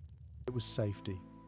Documents of the period reveal that candlelight in noble chambers wasn't left unattended for luxury's sake. Candles served a dual purpose, illumination and protection. Darkness was associated with danger, both physical and spiritual. To extinguish every flame before sleeping was to invite what the mind might conjure in the void. A peculiar little custom recorded in royal accounts tells that the last candle of the night was called the soul flame. It burned low beside the sleeper, symbolizing divine watchfulness until dawn. The princess, like others of her rank, likely believed that as long as a single light flickered, no harm could cross her threshold. The candle wavers now, its light crawling across the walls. The long tapestries ripple faintly, throwing shapes that mimic movement. For a moment, you could almost believe the embroidered figures are alive, knights riding across stitched fields, angels stretching their wings of thread. Experts remain divided on whether medieval people feared the dark more than modern ones do. Some argue that their nights were filled with comfort, ritual, and community, so much so that fear rarely had room to bloom. Others insist that darkness was the great unknown, a canvas for superstition and dread. Certainly, the princess would have known both feelings, the comfort of ritual light and the pull of imagination when shadows began to move. The air smells faintly of tallow, a mix of smoke, wax, and something animal. You can almost feel it coating the inside of your nose, a constant reminder of the physicality of fire. The princess's eyes flicker open briefly. She turns her head toward the flame, watching it the way one might watch a companion breathing. In this world, even light has personality. Near the door, a guard shifts on his stool. You hear the faint clink of chainmail, the creak of leather. Somewhere down the corridor, another servant coughs. These sounds, faint as they are, mean safety. They mean someone else is awake, listening. A delightful eccentricity of courtly life was the use of night watchers, attendants assigned to stay awake through the small hours to ensure fires didn't die, candles didn't tip, and intruders didn't slip through unguarded doors. These watchers carried small lanterns or oil lamps, their light swaying along the corridors in endless slow patrols. If you imagine it now, the castle at night becomes a constellation, tiny points of light moving through stone darkness. Researchers have long puzzled over how people manage to sleep deeply in such conditions. Even a whisper can echo against stone. A candle can throw monstrous shadows. And yet, people did sleep perhaps more lightly, more often interrupted, but enough to dream. Sleep was not an escape, but a fragile truce with the world. The princess murmurs something. her hand twitching against the coverlet. You catch the reflection of her rings flashing briefly in the candlelight. She's dreaming again, maybe of sunlight, or of a hunt in summer woods, or of a face she once saw in the flickering glow of another fire. Dreams were precious here, half memory, half hope. Some historians suggest that medieval sleepers often woke halfway through the night, in what was called the first sleep. They would pray, talk, or even read by candlelight before drifting back into a second sleep. This rhythm, sleep, wake, reflect, sleep again, was natural in a world that followed the fire's ebb and flow. Perhaps the princess too will wake soon, lift her head to watch the flame, whisper a brief prayer, then sink once more into the dark. You notice how the candle's light seems smaller now. The wax has melted down, pooling at its base. The flame flickers violently as if struggling to stay awake. The air itself feels tense, waiting. Then, with a soft sigh, the candle goes out. For a heartbeat, the chamber vanishes. The darkness feels thick, physical, pressing in on every side. You can hear your own breath and hers. The faint crackle of an ember breaks the silence, followed by the soft rustle of fabric as she shifts under her covers. She doesn't call out, doesn't stir too much. She's used to it, this moment when the light dies and imagination takes its place. It's generally accepted among scholars that fear of the dark shaped many bedtime customs of the medieval world: night prayers, protective charms, even the placement of beds facing altars or holy images. For the princess, her candle's glow may have been as much spiritual reassurance as physical comfort. An unexpected household note mentions that some noble families trained servants known as tapers, young attendants whose job was to light or snuff candles upon request, often sleeping nearby with flint and steel ready. To live surrounded by light was not effortless. It required constant, human tending, like warmth itself. The fire shifts again, sending one final flicker of light across the room. In its brief glow, the outlines of the chamber reappear, the bed, the walls, the ceiling beams all ordinary again. The princess exhales softly, turns onto her side, and lets sleep reclaim her. Outside, the wind howls anew, but it cannot breach her cocoon. The candle's death leaves a velvet darkness, thick, safe, endless. Somewhere in that blackness, she dreams on, guarded not by soldiers or steel, but by habit, hope, and the lingering warmth of light remembered. The castle exhales as the night deepens. What warmth remains flickers faintly at the edges of the room, and the princess drifts somewhere between sleep and waking. Down below, the vast corridors breathe with muted sound, steps, whispers, and the slow, rhythmic scraping of logs being dragged toward distant hearths. Because in a medieval fortress, sleep was not just for nobles. It was a luxury rationed among those who served them. You can almost hear her chambermaid stirring in the adjoining alcove. Wrapped in a threadbare cloak, she rises quietly, her breath ghosting in the air. The maid's night is not for dreaming. It is for keeping another's warmth alive. Surviving manuscripts tell us that castle servants had defined duties that extended deep into the night. One of the most trusted was the fire girl, or fille de feu, the young woman responsible for tending the embers in her mistress's chamber. While others slept, she kept vigil, feeding the fire at measured intervals so that no sudden cold would wake the lady she served. A less-known curiosity from household logs notes that these maids often carried a small handbell. The sound was not to wake their mistress,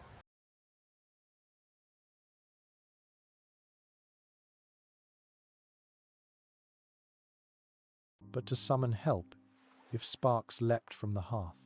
Fire was both necessity and threat, and its keeper walked a narrow line between gratitude and blame. The chambermaid now moves soundlessly across the floor, her bare feet padding against woven rushes. The embers pulse faintly, as though greeting her. She kneels, adds a small log, and blows gently. The wood catches, releasing a sigh of smoke that curls toward the ceiling. You can almost feel the temperature shift, a thin ribbon of warmth stretching toward the bed. No consensus has ever been reached about how often servants entered their mistresses' chambers after midnight.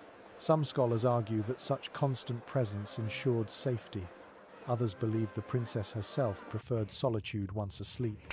Perhaps both are true, depending on the temperament of the household and of the woman beneath those quilts. The maid moves to the bedside, careful not to disturb the curtains. She touches them lightly, checking that the air within still feels warm. A flicker of candlelight illuminates her hands cracked from washing linens in icy water, rough but steady. She lingers for a moment, listening to her lady's breathing, then crosses to the table where the candle stubs sit in their holders. An endearing fragment of diary prose from a 15th century servant describes this moment vividly. The lady slept deep, and I feared to breathe too loud lest her dreams fly away. That quiet tenderness hums through the centuries, an intimacy of care that rarely found its way into chronicles. The princess stirs slightly, murmuring in her sleep. The maid freezes, waiting. When the silence returns, she exhales in relief. Her gaze drifts toward the frost-laced window, where moonlight pools like spilled milk. It's a cold world out there, unforgiving, endless, and yet her small labor has meaning here. To guard warmth is to guard life. Archaeological evidence suggests that some castles employed rotating shifts of attendants throughout the night, each responsible for a handful of rooms. These nocturnal workers, maids, pages, guards, formed a hidden network of movement beneath the sleeping household. Theirs was a life of quiet footsteps, whispered exchanges, and small kindnesses exchanged in passing. A peculiar superstition lingered among them. Never let a hearth die completely, or the castle's spirit would freeze. To prevent this, some maids left a single ember smouldering beneath ashes, whispering a prayer to Saint Bridget, patroness of fire and protection. Perhaps the maid here does the same, her lips moving soundlessly in the flickering light. You listen as she folds her arms, rubbing warmth into her hands. The faint crackle of the rekindled fire seems louder in the silence. Behind her, the bed curtains tremble slightly as the air stirs. She glances back, sees that her mistress sleeps still, and smiles. It's a small, private smile born of relief, pride, and exhaustion. Historians still puzzle over how much recognition these silent guardians received. Wages were modest, gratitude rare. Yet without them, the comforts of nobility would have vanished by dawn. Every glowing ember, every warm basin, every unburned curtain owes its life to their unseen patience. The maid adjusts the bedclothes folded at the foot of the bed, a pile of extra furs and linen, ready should the temperature drop further. She touches the edge of the princess's gown, rearranges it slightly, then turns away again. Her shadow flickers across the wall, joining the long parade of shadows that have kept company with royalty since castles first rose from the earth. One detail preserved in an old account mentions how some mistresses rewarded loyal maids with cast-off garments, silk sleeves, embroidered ribbons, fur trims salvaged from worn cloaks. You can picture this girl months from now, her coarse winter dress edged with remnants of royal fabric, carrying the warmth of this room into her own meager quarters. The fire crackles brighter now, sending a new wave of heat across the stones. The maid watches for a moment longer, then bows her head in a small, habitual gesture of respect. She retreats to her stool by the door, drawing her cloak tightly around her. Sleep tempts her, but duty keeps her spine straight. Her eyelids flutter. The wind outside moans again, like an old beast turning in its sleep. It's generally accepted among historians of daily life that these overnight rituals, silent, repetitive, and unseen, were the glue that held medieval households together. Every luxury rested on invisible endurance. The princess may never remember this hour, but her comfort depends entirely on it. The maid's eyes drift toward the faint glow of dawn seeping through the shutters. Soon another servant will relieve her. For now, she watches the fire, listening to its slow song. You can almost feel her thoughts, a mixture of fatigue, quiet pride, and the fragile peace that comes when one has done something small, yet vital. The room warms again, slightly. The princess sighs softly in her sleep. The maid smiles once more and lets her head rest against the cold stone wall, just for a moment.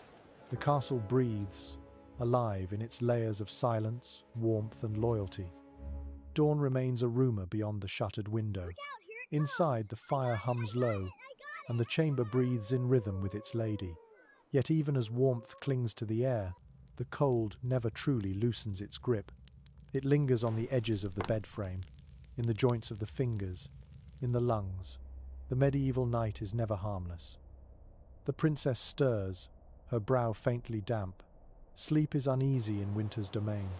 Her dreams shift between comfort and chill, body and mind wrestling in their own quiet war. Cold seeps into the bones differently here. It doesn't merely touch the skin, it steals into the blood. Archaeological evidence suggests that medieval people feared the cold not simply for its discomfort, but for its power to sicken. Bad air, they called it, foul humours, rising from the ground or creeping in through cracks. It was believed that cold could enter the body through breath or pores, unbalancing the delicate harmony of humours that governed health. An unexpected detail from monastic infirmaries reveals that doctors prescribed warming herbs like cinnamon and ginger, often mixed into wine, before sleep. For noble households, these concoctions became ritual, medicinal, and indulgent all at once. You can almost picture the princess sipping from a gilded cup, eyes half closed, the sweet spice curling through the air as her maid murmurs that it will keep her blood gentle through the night. Yet the line between remedy and superstition was thin. Some experts believe that these hot wines, meant to strengthen the heart, were more psychological than effective. Others argue they may have helped stave off the chills of respiratory illness common in stone-built fortresses. No one can say for certain. The past keeps its secrets close. The princess turns again, pulling the covers to her chin. Her breath comes uneven now, small tremors rising in her throat. Perhaps she's caught a touch of the cold that everyone in the castle dreads, the kind that begins with shivers and ends in fevered murmurs. Servants whisper of winter's bite, a sickness that steals even the strong. Chroniclers of the age noted that entire courts sometimes fell ill together during the deepest frosts. The air grew thick with smoke, the fires burned constantly, and yet the cold persisted in every breath. They didn't know of bacteria or viruses. They knew only that warmth was life, and its absence death. A peculiar practice found in old medical texts advises rubbing goose fat onto the chest before bed to seal the heat within. Some even added powdered saffron for royalty, a luxury turned into medicine. You imagine the maid performing this task tenderly, the smell of fat and spice clinging to her hands long after the ritual ends. The princess murmurs something faintly in her sleep, a prayer, or perhaps a memory. Her skin gleams faintly with sweat. The heat from the fire feels different now, less comforting, more oppressive. Her fever rises like dawn within her, hidden yet inexorable. Opinions differ among medical historians about how common such fevers truly were. Some argue that noble diets rich in meat and wine weakened the body against infection. Others point to damp stone chambers and smoky air as silent culprits. In any case, the cold was never just a season. It was an adversary, capable of slipping past silks and status alike. The maid, sensing the change, moves closer to the bed. She touches her mistress's forehead and frowns. The skin feels too warm. She dips a cloth in cool water, the surface trembling as she wrings it out.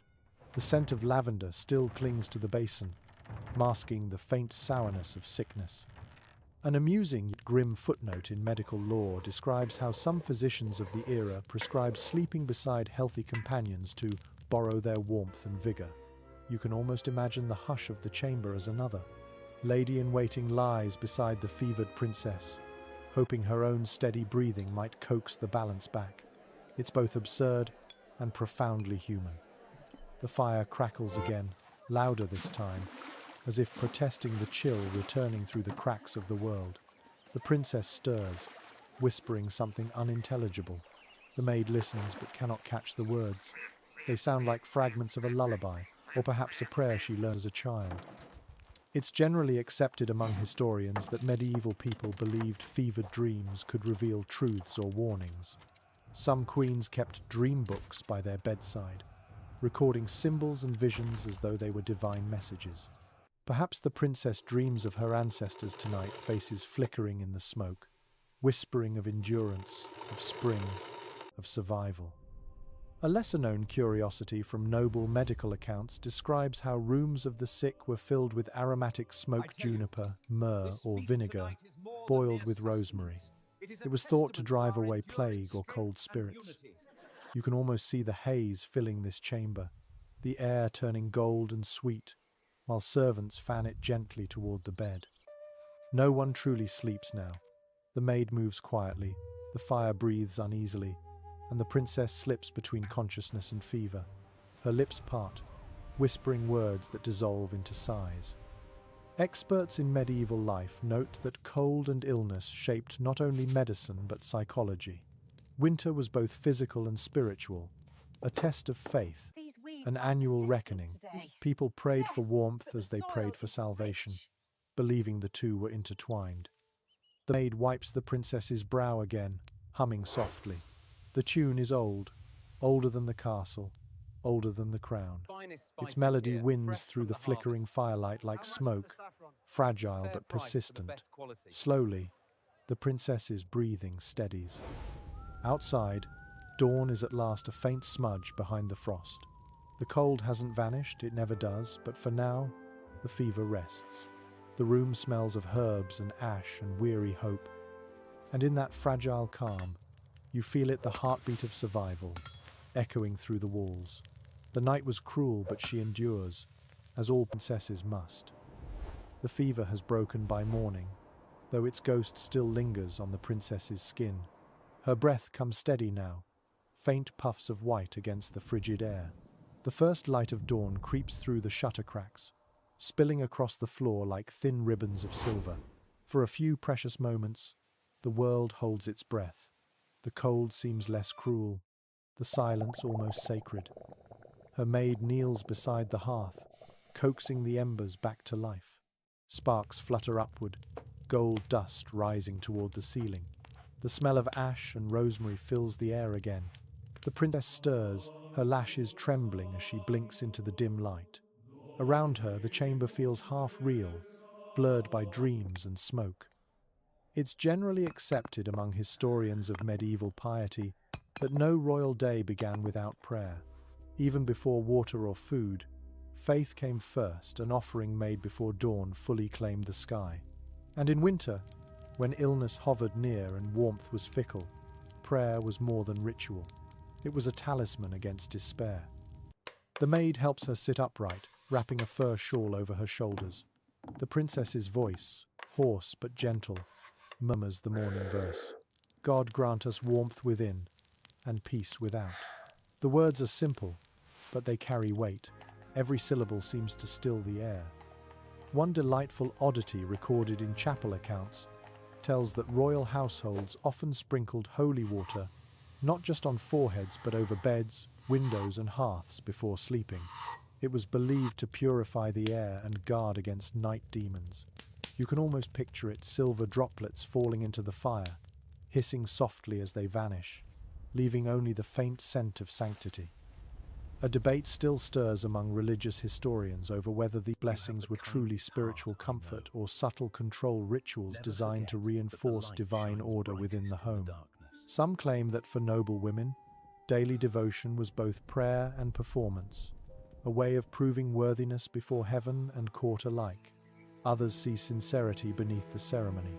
The truth, perhaps, lies in the stillness of her eyes as she prays, no audience, no vanity, only breath and belief. The maid sets a small wooden cross beside the bed, polished smooth by countless hands. The princess traces its edge with her fingertip. Her voice softens into a whisper, private words for those who came before her and for those yet to come. An unusual record from a 14th century devotional guide suggests that women often personalized their prayers with household imagery. "Bless this bed as thou blessest the manger," one line reads, "and grant that I wake as thou didst rise." It's easy to imagine her saying something similar each night, seeing in her humble chamber the echo of divine endurance. You notice how the morning light grows stronger now, catching in the threads of her canopy. Dust motes dance in it, soft and golden. The world feels fragile, almost holy. Perhaps that's why medieval people saw no divide between comfort and faith, between warming one's body and healing one's soul. A lesser-known curiosity in letters from noble women reveals that many kept small relics hidden near their pillows, fragments of saints' bones, pressed flowers from pilgrimages, or tiny coins blessed by priests. The princess reaches for such an object now, a delicate cloth pouch tied with silk string. Inside is a tiny silver charm, its surface worn smooth. She presses it to her lips, then lays it back beneath her pillow. Archaeological finds from royal tombs confirm this practice. Some of these tokens still rest beside skeletons, proof that faith followed them even beyond warmth, beyond time. The maid, meanwhile, lights a second candle, its flame taller and cleaner than the first. She moves with care, bowing her head as she places it near the window. The light spills over the frost-coated glass, mingling with the pale grey outside. Together, they create something almost beautiful: fire meeting winter, belief meeting inevitability. Experts remain divided on how personal faith truly was for women of her rank. Was it private devotion or public expectation shaped by priests and fathers? Yet watching her now, bare shoulders wrapped in fur, hands clasped loosely, lips moving in soft rhythm, it's clear that belief has become more than obedience. It's a way to endure what cannot be changed. A lesser-remembered passage from a medieval homily urges, "Where the fire burns, keep your heart. Where the flame falters, breathe your prayer." The words might as well have been written for her. Each morning, each night, she balances on that edge between warmth and surrender, faith and fatigue. The fire brightens as she finishes. The cross gleams faintly. The air smells faintly of beeswax and cedar. The maid bows, murmuring her own prayer, and slips quietly from the room. The princess remains, eyes half closed, hands still folded. For a moment, she listens to the wind brushing the walls, to the quiet pulse of flame, to the silence that feels more alive than sound. The castle beyond these walls might still be waking, but here, time pauses. It's a peaceful kind of survival, the kind born not from defiance but from grace. And though the chill still prowls at the edges of her world, faith and fire hold their fragile truce. The princess breathes out, slow and steady, and for that heartbeat between night and day she feels something rare, warmth that has nothing to do with the body at all.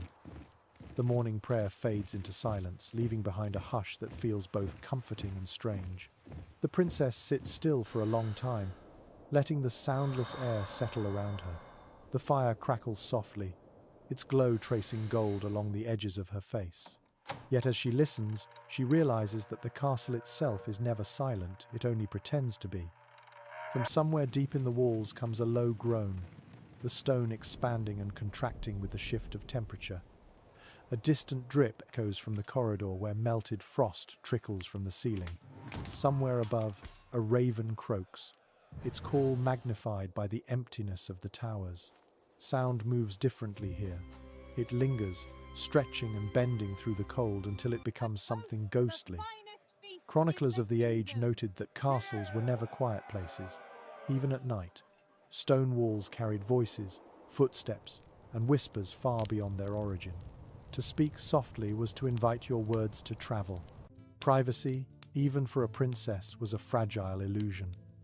An unexpected curiosity from architectural studies describes how tapestries and rugs serve not only to trap warmth, but to soften sound. The thicker the fabric, the more peaceful the room. In this sense, silence too was a luxury. Poorer dwellings echoed harshly.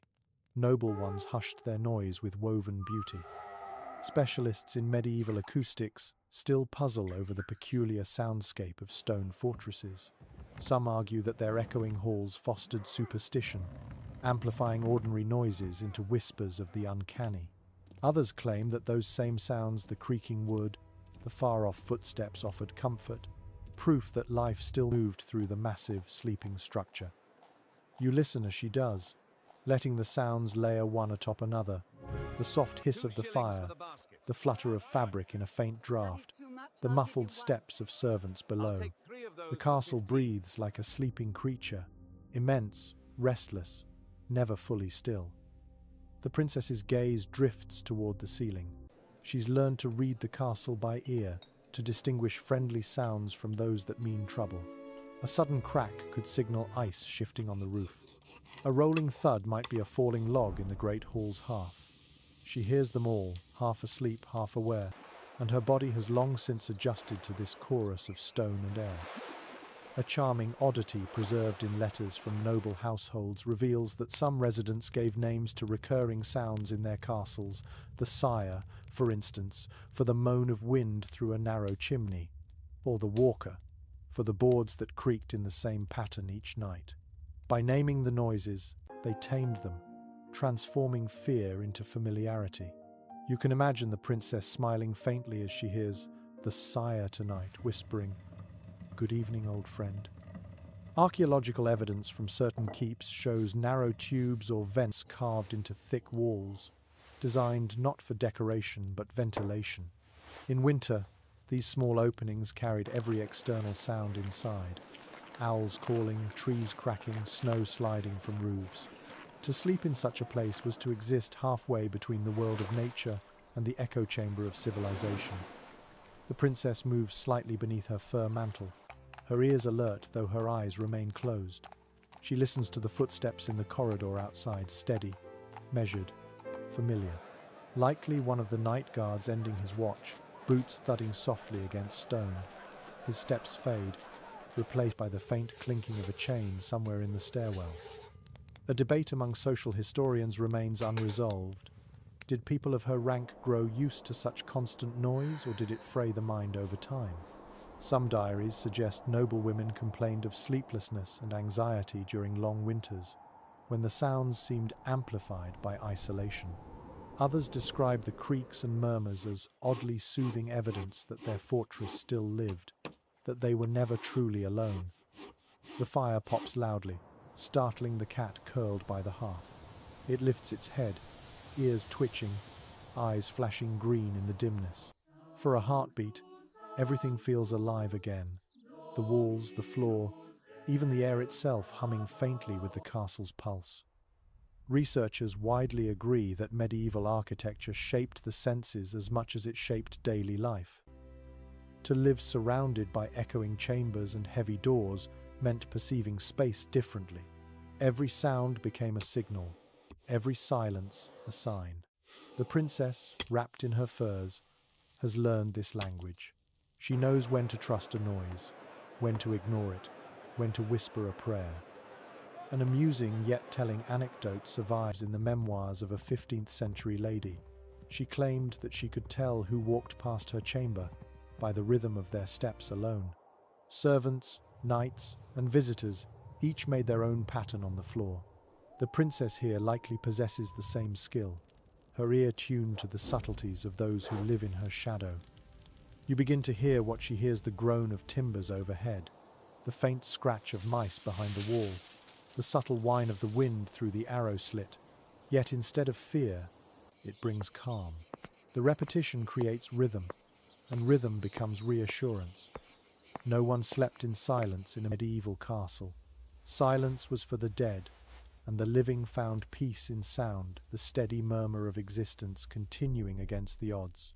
The princess shifts again, pulling the covers close, the whisper of cloth almost blending with the sighing wind.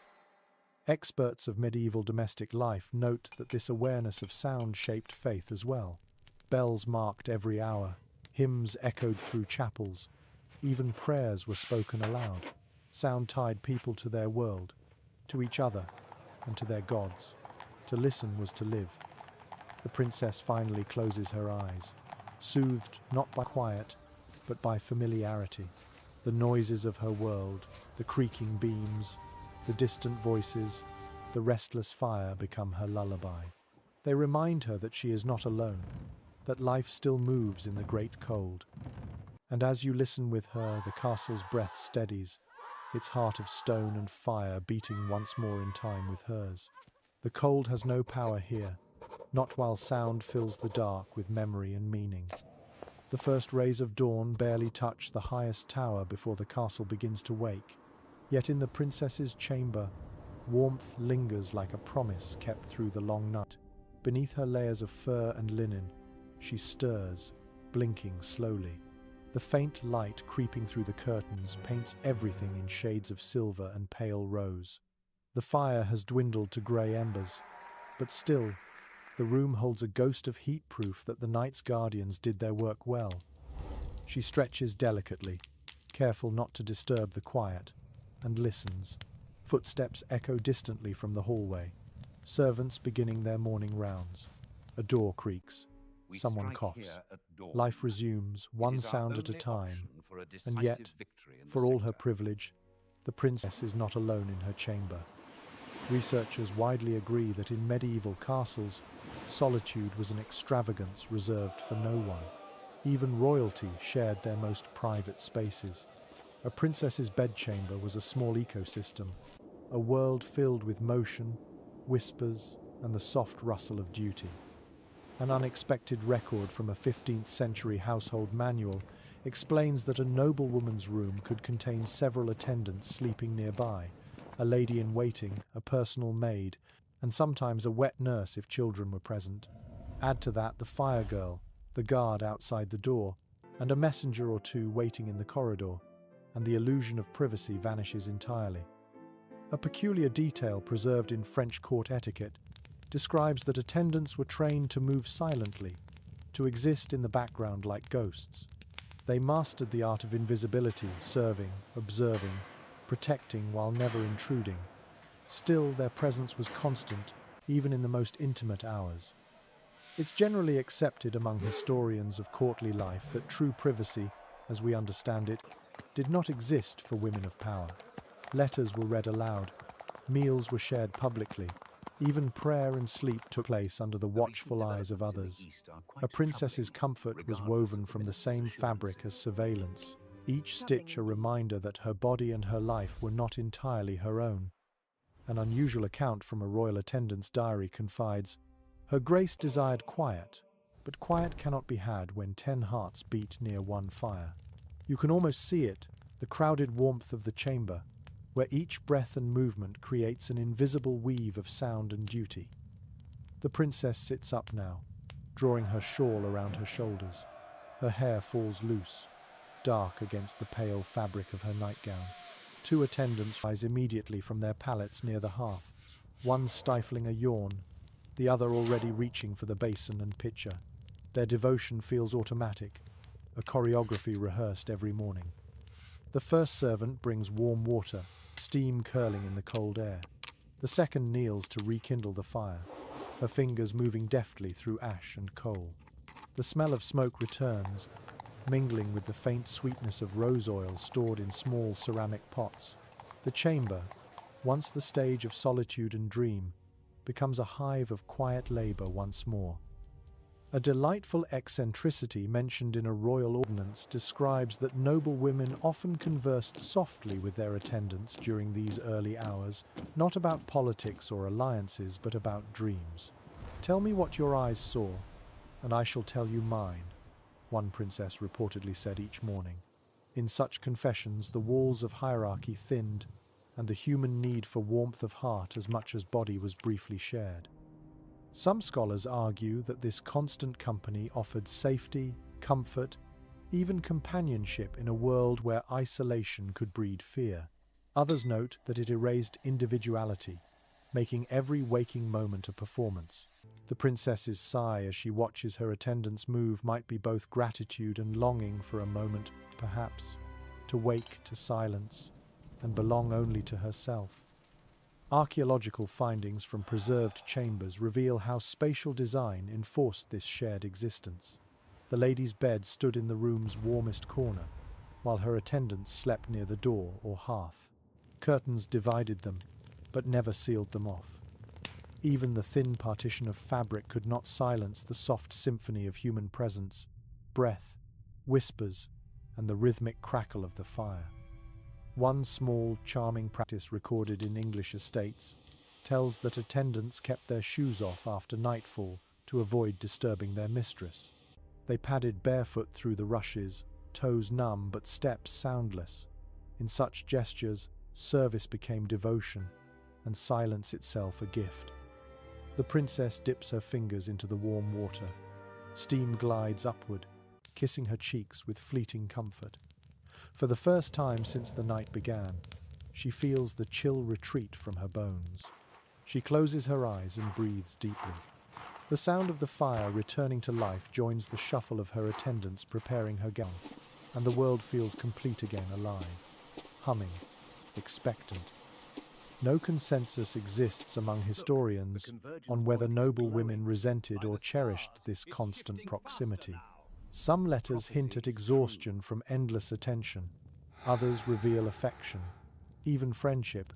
The princess, in her quiet smile as she accepts a towel, seems to inhabit both feelings at once, a woman grateful for hands that serve her, yet weary of never being unseen. An endearing fragment from a surviving letter describes how one duchess likened her attendants to sparrows that perch near, chattering warmth into the morning. You can almost hear them now, whispering softly to each other.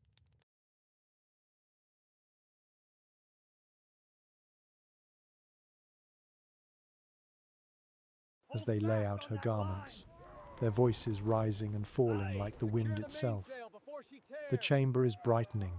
Frost outside glows silver white, and the first true warmth of day slips through the shutters. The princess glances toward the light, her expression serene, almost wistful. Around her, the air is full of soft sounds, fabrics rustling, fire breathing, slippers brushing against stone. And in that small, crowded warmth, you understand something profound. In her world, companionship is not interruption but survival. To be surrounded is to be safe, to be heard even in silence, to belong in the chorus of human breath that keeps the winter away. The princess turns her face toward the window, and for the briefest moment, sunlight touches her cheek. The cold waits patiently beyond the walls, but inside, life hums softly on, woven from warmth, voices, and the quiet rhythm of shared existence. The fire burns stronger now, its glow spilling across the stones like melted amber. The princess's attendants have departed to prepare her morning robe, and for the first time in hours, she is alone, or as close to alone as a royal woman can ever be. The air carries that rare, fleeting stillness after motion, the kind that hums with the memory of footsteps just gone. She exhales, shoulders softening, and lets her gaze wander around the room. Her eyes linger on the far wall, where two wooden panels stand slightly misaligned. They look like ordinary joinery, part of the chamber's carved wainscot, but she knows better. Behind them lies one of the castle's many secrets, a narrow corridor, hidden between the walls, built for passage and protection. In winter, these passageways breathe cold air like lungs, exhaling drafts through unseen seams. Architectural surveys of surviving castles confirm that such hidden spaces were common in the upper towers. They served a dozen purposes: escape routes in siege, shortcuts for servants, or private entrances for discreet visits. Yet in winter, they also acted as invisible enemies of warmth, funneling chill air through the very walls meant to keep it out.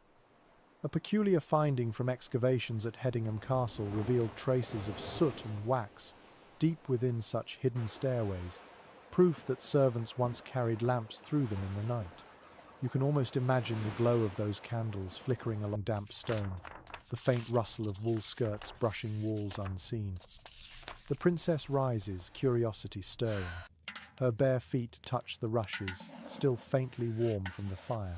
She crosses the chamber, fingers brushing along the wooden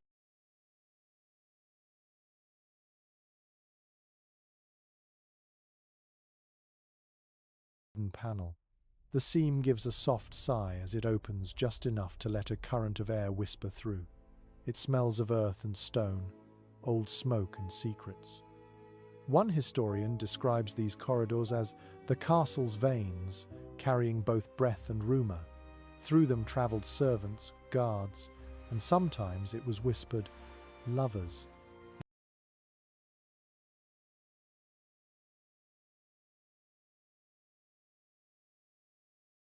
In such narrow spaces, alliances could form as quietly as footsteps.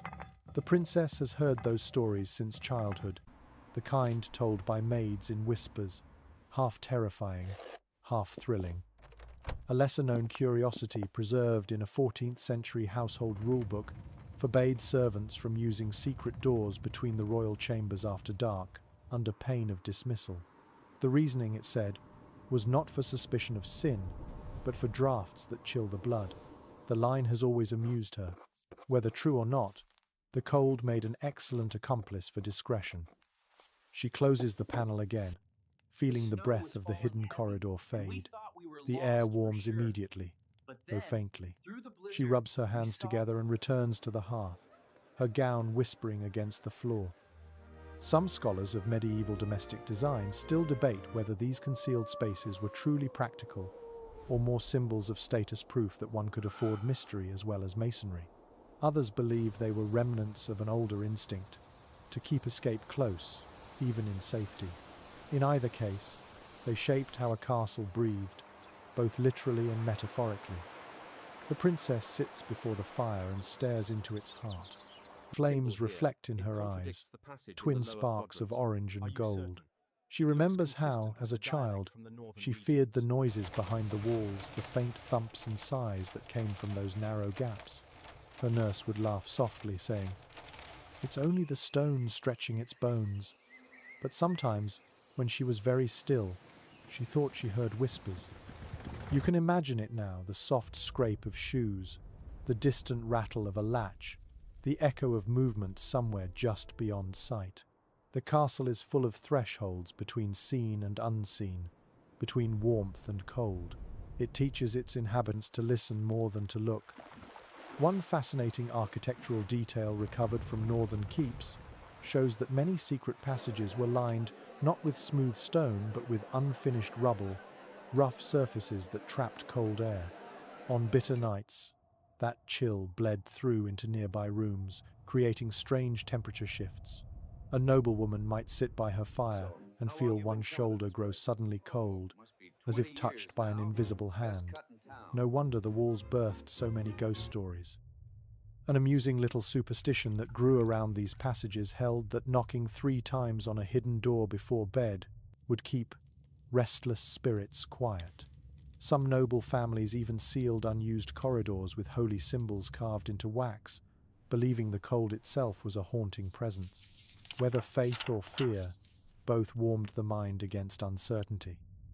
The princess takes a deep breath, feeling the contrast, the radiant heat from the fire before her, and the faint, icy pulse behind the wall.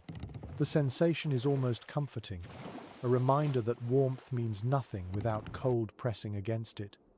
It's generally accepted among architectural historians that medieval design was as much psychological as functional. Walls were never barriers alone, they were narratives. Each door, stair, and hidden opening told a story about fear, power, or hope. You can see it in the way the princess moves, not afraid of the secret door, but aware of its presence, as one might be of a sleeping animal nearby. A peculiar letter from a 15th century mason describes his pride in building a passage none but the wind shall know. It's a phrase that could describe this whole castle, a place built to contain both people and the elements, both whispers and silence. The princess rises again, pulling her shawl tighter. The firelight brushes her face, revealing the calm steadiness of someone who has learned to coexist with uncertainty. The panel remains closed, its edges seamless once more. Yet she knows it's there. And somehow that knowledge is a kind of warmth too, an understanding that every fortress holds its ghosts, and not all are to be feared. Outside, the wind sighs against the tower walls. Inside, the flames answer in kind, their rhythm steady, patient, alive. And as she returns to her chair, the castle settles around her once more, stone over air, warmth over chill, secrets folded neatly behind the walls. The morning has ripened into a pale, pearly light. Beyond the window, snow drifts lazily across the courtyard, swirling in slow arcs that catch the Sunday. Inside, the princess sits by the hearth, a cup of spiced wine warming her hands. The firelight paints her cheeks pink, though the air around her still holds a lingering crispness. She exhales, watching her breath ghost faintly in front of her. For a moment, you might think she's simply savoring the warmth, but in truth, she's thinking, wondering, as countless others did before her, what warmth really is. Chroniclers of natural philosophy tell us that medieval thinkers believed heat came from within the body, governed by the four humours: blood, phlegm, black bile, and yellow bile. To sleep too cold or too hot, they said, would throw these elements out of harmony. The ideal night was one in which the fire within matched the fire without. You can almost hear the physicians muttering by torchlight, debating how much wood a princess should burn or how many blankets she should bear. A small but curious note in a physician's ledger from the 13th century describes how noblewomen were instructed to eat warming foods: ginger, garlic, cloves, even pepper before bed to stoke their internal fire. You imagine the taste of such a meal lingering in the princess's mouth: sweet wine, hot spice, and the faint metallic trace of the goblet's rim. Experts still debate whether these medieval theories of heat and humours had any real physiological merit. Some modern scholars argue that they were early attempts to describe metabolism and circulation in poetic language. Others claim the focus on balance and environment reflected a deeper understanding of seasonal adaptation, primitive perhaps, but intuitive. The princess tilts her cup, watching the thin line of steam rise and vanish. To her, the idea of warmth is not theoretical, it is deeply personal. She feels it as both presence and absence, a rhythm within her body that mirrors the world outside. When she steps too close to the fire, her skin prickles and flushes. When she leans away, the chill reclaims her instantly. The balance is delicate, and she's learned to treat it almost like prayer. One delightful eccentricity preserved in monastic records mentions warming stones, flat pieces of granite heated in the hearth and wrapped in cloth, carried to bed to rest by one's feet. Unlike the dangerous bed-warming pans of coals, these stones gave steady heat that cooled slowly through the night. Some monasteries even assigned a monk the title Custos Lapidum, or Keeper of the Stones. You can imagine a similar ritual here in the castle, servants fetching glowing rocks from the fire, wrapping them carefully, and placing them beneath her quilts like sleeping animals. A letter from a learned abbess describes warmth as a divine metaphor. As the fire quickens flesh, so too does grace quicken the soul. It's not hard to see why such comparisons flourished. Fire, after all, was mystery made visible alive, consuming, transforming. To tend it well was both duty and devotion. The princess leans forward slightly, holding her hand above the flames. The skin glows gold, the veins beneath faintly blue. She flexes her fingers, watching the play of light. Her physician once told her that healthy hands should always feel warm to the touch. Cold fingertips, he warned, were a sign of sluggish humours. She's not sure if that's true, but it gives her comfort to think her body still holds the spark it needs. A peculiar superstition whispered among castle servants claimed that the hearth's heat came not from the wood, but from the spirit of the flame itself, a small soul bound to service. Each time the fire was fed, they murmured thanks, lest it grow sullen and fade. The princess finds herself doing the same, sometimes an unconscious nod to the flicker that keeps her alive. It's generally accepted among historians of medieval medicine that temperature, health, and morality were seen as intertwined. The body in balance was a moral one. Excess heat or cold suggested sin or indulgence. To shiver was a sign of weakness, but to sweat in winter hinted at pride. Comfort was not simply physical, It was spiritual equilibrium, achieved through discipline and moderation. An unexpected note from an Italian physician records a prescription for winter melancholy. Sleep near the hearth, think on sweet things, and breathe of rosemary. The simplicity of that advice feels timeless.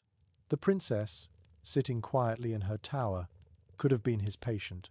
The world might be centuries away, but her needs remain human: to feel safe, to be warm, to believe in balance. She shifts slightly, glancing toward the frost-flecked window. The world outside glitters like crushed glass. From this distance, the cold looks almost beautiful, its cruelty disguised in brightness. She knows better. She's seen servants limp from frostbitten mornings, heard the stables echo with coughing men. Warmth, she thinks, is not just comfort, it is hierarchy, a line drawn by firelight. Archaeological findings from preserved castles support this notion. Rooms nearest the hearth were prized territory. Those who slept near walls faced the cold's invasion. Even within the same fortress, temperature was a map of privilege. The princess has never forgotten that truth, even as she enjoys its advantage. A charming passage from a medieval household guide suggests hanging mirrors near fires to double the light and warmth. It was more illusion than science, but the act itself was poetic, a small defiance of limitation. You can almost picture her now, tilting the silver mirror toward the flames, watching the reflection dance across the opposite wall, filling the room with multiplied glare. Some specialists argue that these beliefs about heat reveal how medieval people perceived their relationship with nature, not as conquerors, but as collaborators. They sought not to master cold, but to coexist with it through ritual and respect. The princess, sipping the last of her spiced wine, understands this intuitively. She places the empty cup aside and extends her feet toward the fire. The soles of her slippers glow faintly red in the warmth. Outside, snow falls thicker now, blurring the line between ground and sky. Inside, the castle hums quietly, its many fires alive, each one a heartbeat in the body of stone. The princess closes her eyes. She feels the heat rise from the hearth, the faint pulse beneath her skin, and something unspoken connects the two. For a brief, fragile moment, she is perfectly balanced between inside and out, between knowledge and belief, between survival and grace. The scent of cloves still lingers on her lips as she sets aside the silver cup. The warmth from the spiced wine has traveled through her veins, leaving behind a gentle hum beneath her skin. Morning has fully broken now, though the sun outside is pale and cold, a white eye in a grey sky. The world looks brittle, like a frost-covered glass sculpture. The servants have returned, bustling quietly with trays of food. Steam rises from a small bowl of pottage grain thickened with milk and honey, and beside it, a plate of bread still warm from the kitchen hearth. A curl of butter gleams golden against its crust. The princess takes one slow bite, the taste earthy and comforting. Her stomach answers with a low murmur of approval. Documents from noble estates confirm that breakfast, when taken at all, was simple for royalty. Soft bread, ale or watered wine, and occasionally fruit or porridge. It was less a meal than a ritual, something to coax the body gently into wakefulness. The true feast came later, at midday. But during long winters, even the smallest meal could mean the difference between vigor and fatigue. A peculiar dietary belief of the era held that certain foods could kindle or smother inner heat. Meat and spice were considered hot, while fish and vegetables cooled the humors. To eat unwisely before sleep, physicians warned, was to invite restless dreams or a chill spirit. You imagine the princess weighing each bite at supper, deciding whether to court comfort or caution. An amusing little custom from courtly households suggests that noble women sometimes placed their hands above steaming dishes before eating, letting the heat seep into their fingers. Warmth was precious, even borrowed second-hand. The princess does the same now, watching wisps of steam curl into the air like pale ribbons of silk. Some experts argue that food rituals in medieval courts were less about nourishment and more about symbolism, proof of order in a chaotic world. Eating slowly, deliberately, mirrored the rhythm of prayer. Each taste, each sip, was a quiet claim against the cold's indifference. The princess takes another bite, savoring the grain's texture, the faint sweetness of honey. Around her, her attendants tidy the chamber, folding bed linens, sweeping stray ash from the hearth, and shaking out the rushes on the floor. The steady rhythm of their work fills the silence. A charming note from a chronicler of Burgundy mentions that noble women often gave small leftovers, crumbs, crusts, or cooling porridge to their pets after breakfast. It wasn't just affection, it was considered good fortune to share warmth with the lesser. The princess breaks off a piece of bread now and tosses it gently to the cat curled near the hearth. It blinks at her, yawns, and accepts the offering as if it were tribute. Opinions differ among social historians about whether these gestures reflected compassion or performance. Some see them as rituals of humility, carefully displayed for servants and scribes to note. Others believe they sprang from genuine tenderness, the quiet acknowledgement that warmth shared is warmth multiplied. Perhaps both interpretations are true. The princess wipes her hands and leans back in her chair. Her maid brings a clean cloth scented faintly of rosemary. As the princess dabs at her lips, the aroma drifts upward, cutting through the heavier smells of wood and smoke. It's a small, intimate moment of grace, the collision of earth and elegance. Researchers widely agree that winter diets in castles were heavily dependent on preservation. Salted meats, dried legumes, stored grain, and the occasional luxury of imported spice. These foods filled bellies but seldom comforted the spirit. That's why spices, however rare, carried such prestige. They offered a taste of sunlight in months ruled by shadow. A fascinating ledger from the English royal household lists shipments of cinnamon, cloves, and pepper arriving by ship from Venice each winter. These were locked away in iron-bound chests, portioned carefully by the steward. A few pinches of spice could cost a month's wages for a servant, yet for the princess, they were ordinary as snow. The irony is not lost on her. As she tastes the last drop of honeyed milk, she thinks of the villages beyond the castle walls, of peasants waking to frozen fields, breaking the ice atop their water pails, chewing hard crusts of rye. Her comfort rests on invisible labor, warmth purchased with the world's imbalance. A delightful fragment from a surviving letter written by a noblewoman to her confessor reads, "I eat while others freeze, I sleep while others pray for dawn, yet I cannot taste without their ghosts beside me." The princess may never have written such words, but perhaps she's thought them. The fire in her hearth burns bright, but its reflection in her eyes is softer now, tinged with something like humility. Some modern historians still discuss whether nobility felt empathy for those beneath them, or viewed their warmth as divine right. The truth, like heat itself, may have flickered. There were rulers who gave blankets to the poor, and others who built bigger hearths instead. Human warmth, it seems, has always been unevenly distributed. The princess rises, her robe whispering against the floor.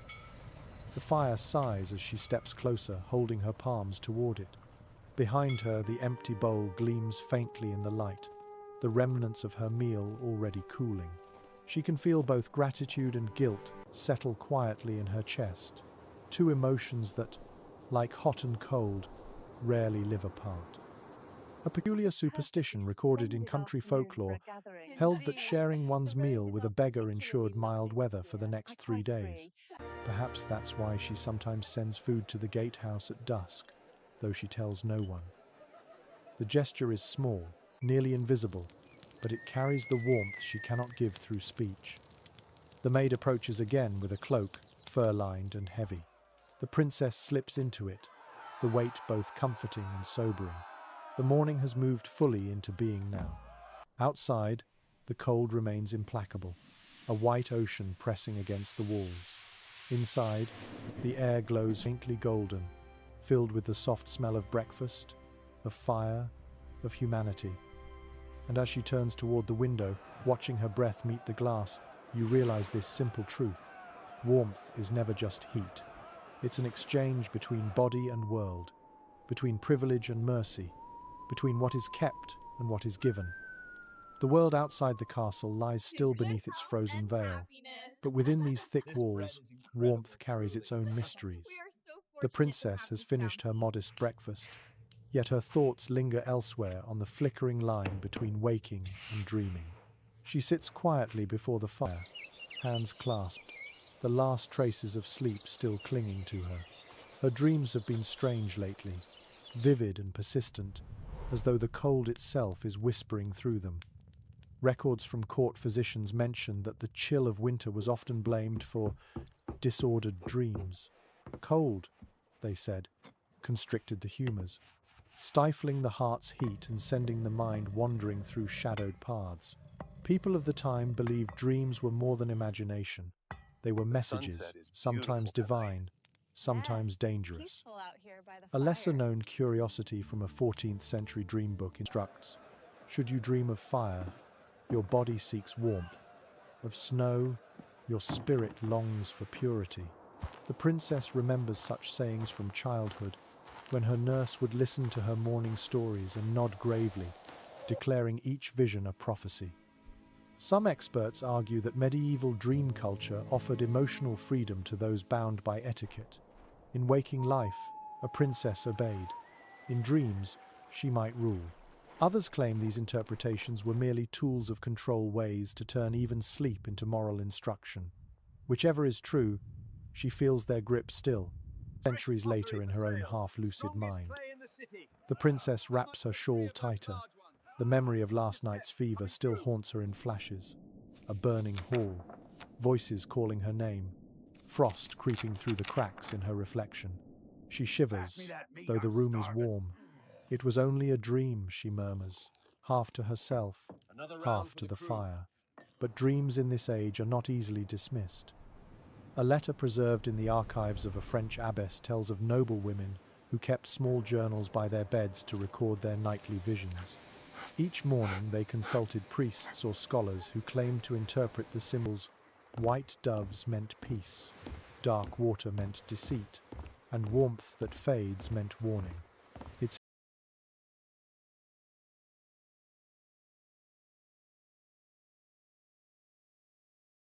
easy to imagine the princess doing the same, her neat handwriting crossing the page like threads in a tapestry of sleep. An amusing fragment of folklore insists that certain herbs, particularly valerian and mugwort, could invite pleasant dreams if placed under one's pillow. Her maid, ever faithful, still follows that old wisdom, tucking small sachets between the sheets. The scent, faint and bitter, clings to the room long after dawn. Researchers widely agree that medieval people considered dreaming a bridge between body and soul. What one saw at night revealed not only divine will, but the hidden state of one's health. To dream of warmth was blessing. To dream of endless snow foretold weakness or death. The princess has dreamt both. She leans toward the fire, watching the coals pulse with quiet life. The glow fascinates her, the way it breathes, the way it mimics thought. She wonders if the mind, too, holds embers that never truly die, even when the world turns cold. A charming little superstition recorded in household chronicles advises that, upon waking, one should whisper a blessing to the hearth. May my dreams stay warm as thee. The logic was simple. Fire guarded both the flesh and the imagination. The princess, remembering, smiles faintly and whispers the words. Some scholars debate whether such rituals arose from faith or fear. To modern eyes, they seem quaint, yet in the echoing silence of a castle winter, where wind moans through cracks like unseen voices, small gestures become anchors of sanity. She knows this, instinctively. Every prayer, every whisper, every routine keeps her tethered to something solid. The cat stretches by the fire, yawning wide. Its tail flicks lazily against the rushes, and the princess laughs softly. The sound surprises her. It's light, fragile, but real. Even laughter feels sacred here, a flare of human heat against the immensity of stone. Archaeological evidence suggests that even within these fortified walls, people sought ways to make the night less lonely. They sang lullabies to the fire, told ghost stories, recited poems about spring's return. Warmth, they believed, could be summoned not only through flame but through voice and imagination. The princess thinks of the song she heard as a child, sung by her nurse while brushing her hair. The melody comes back now, faint as snowflakes. Cold shall sleep when hearts stay near. She hums it under her breath, her voice almost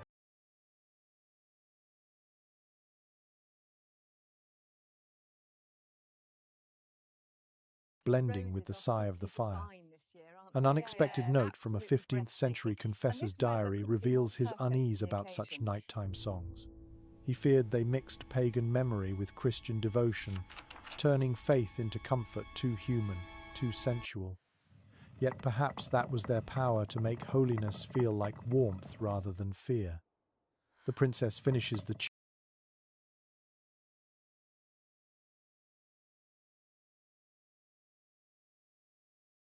tune and rests her chin on her hand. Outside, the wind rises again, brushing the shutters like a hand against fabric. She imagines the snow beyond, piling high on the battlements, muting the world into silence. Inside, the chamber glows with fragile life, a tiny sun in a land of frost. Some researchers remain divided on whether medieval dreams were truly believed to predict fate or merely mirror desire. Either way, they carried weight. To dream of warmth was to remember the body. To dream of cold was to feel the world's indifference.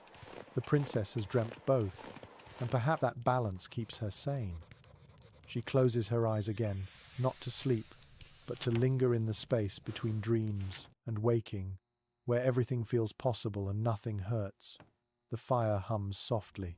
The scent of mugwort and smoke curls around her like a cloak. Her thoughts drift not toward fear this time, but toward curiosity.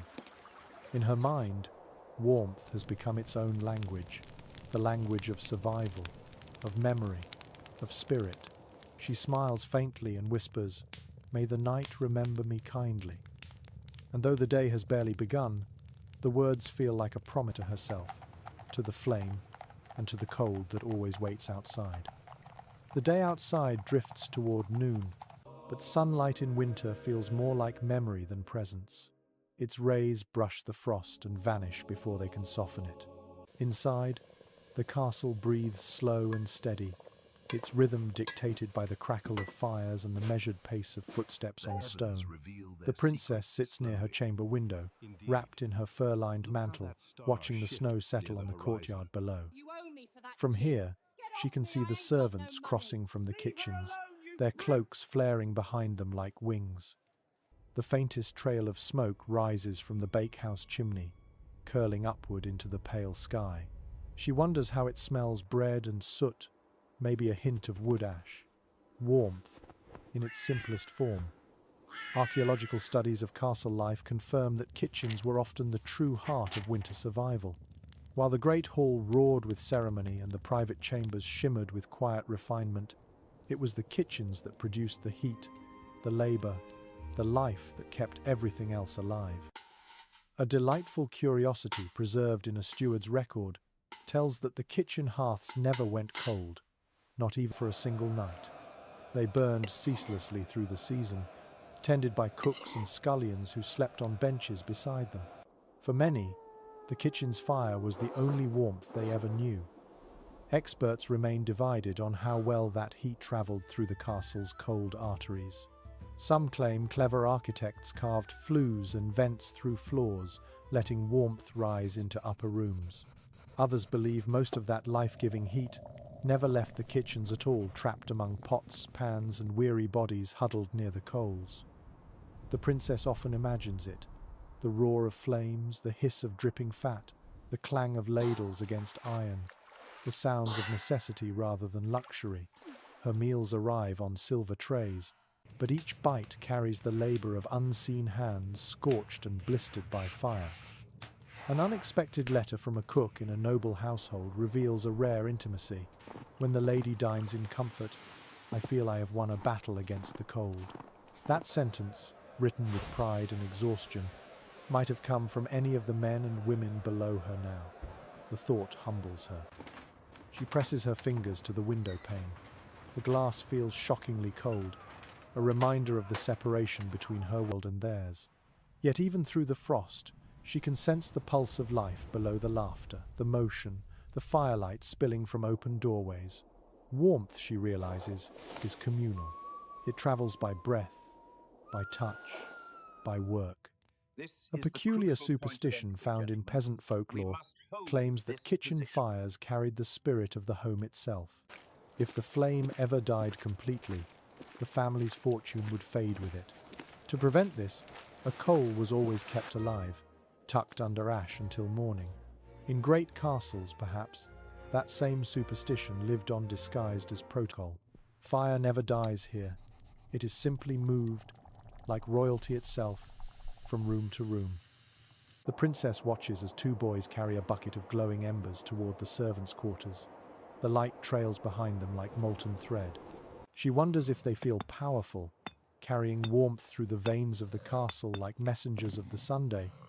Chroniclers of medieval domestic life often wrote that a well-run household was measured not by splendor, but by heat. Better a warm stone than a cold jewel, one proverb says. And indeed, a castle's true wealth could be felt, not seen the stead comfort of rooms that resisted the endless winter. An amusing fragment from a 14th century kitchen account mentions that cooks would sometimes warm their hands over pots of stew and mutter, "Bless the lady's appetite." Each meal was its own small prayer for continued employment and continued heat. The princess smiles faintly at the image human hope disguised as hospitality. Some social historians argue that this distribution of warmth symbolized the medieval social order itself. Those nearest the fire labored, those furthest enjoyed the reward. The princess, gazing out at the snow again, feels that truth acutely. She can trace the path of heat from the kitchen to her table, from her hearth to her bed, every step lined with hands that never rest. She turns from the window and sits once more by her fire. The air here feels different, perfumed, quiet, controlled. Yet she can't help thinking that the truest warmth, the kind that hums against the skin and seeps into the bones, exists not in these chambers, but in the chaos below. Laughter mingled with smoke, arguments softened by shared labor. A curious passage from an Italian treatise on household harmony declares, "The lady's chamber is where warmth is kept, the kitchen is where warmth is born." The princess repeats the line under her breath, almost as a confession. It's generally accepted among scholars that such reflections on domestic heat reveal more than practical truth. They show how people understood connection. To be warm was to be part of something larger, something living. Isolation was the coldest state of all. The princess rises and walks to her writing desk. She dips her quill, the ink cold and thick, and begins a letter to her steward. See that extra wood be sent to the kitchens, and that those who serve through the night be fed well. Fire is their burden, and our blessing both. When she seals the parchment, the wax drips crimson and glows like a coal before hardening. She blows gently on it and smiles. Somewhere deep in the castle, another fire cracks and flares, as though answering her gesture. Outside, the snow continues to fall, silent and endless. Inside, the balance holds, cold and warmth, labor and grace. The seen and the unseen all bound together by the steady rhythm of the hearths that never sleep. The afternoon light slants across the chamber now, thin and hesitant. Outside, the snowstorm has eased into a steady drift, blanketing the courtyard so completely that the world seems to have no edges. Inside, the castle is quiet again, its fires steady, its air heavy with a peace that feels almost sacred. The princess sits by her window seat, gazing out into the pale brightness. The glass fogs each time she exhales. Below, the courtyard looks like a dream of silence. No color, no movement, just white upon white. Yet every so often, a gust of wind stirs loose snow from the battlements, sending it spinning like powdered stars. She watches, entranced, tracing the snow's dance with her fingertip on the cold pane. Chroniclers of the age often describe snow as both blessing and omen. When the world wears white, one monk wrote, God hides its wounds. In winter, the castle becomes both fortress and tomb, holding its inhabitants in a slow, meditative stillness. One delightful curiosity recorded in a 13th century weather journal claims that noblewomen sometimes collected the first snowfall in silver bowls to melt and use for washing their faces. Snow water, they believed, purified the skin and brightened the spirit. The princess smiles faintly at the memory of her maid, once suggesting the same. She declined, laughing that the snow was too beautiful to spoil. Some scholars of medieval symbolism still argue whether snow represented purity or peril. To some, it mirrored divine peace.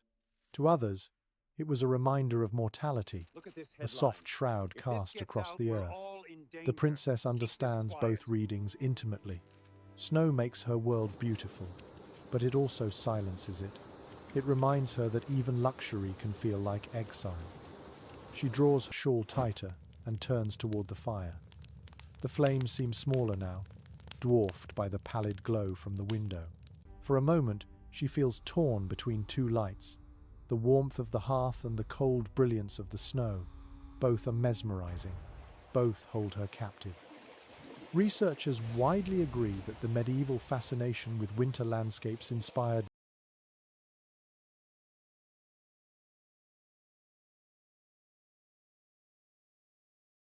not fear but awe.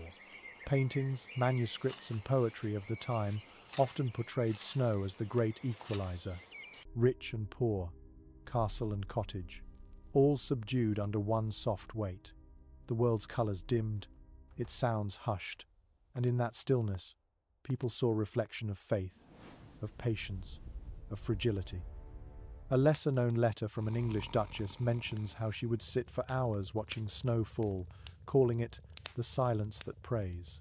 The princess would understand that phrase. The way the flakes move slow, graceful, tireless, feels like devotion made visible. She rises and walks toward the window again. The glass is rimmed with frost that glitters faintly in the firelight. She places her palm against it. It bites with cold. The contrast between skin and glass, life and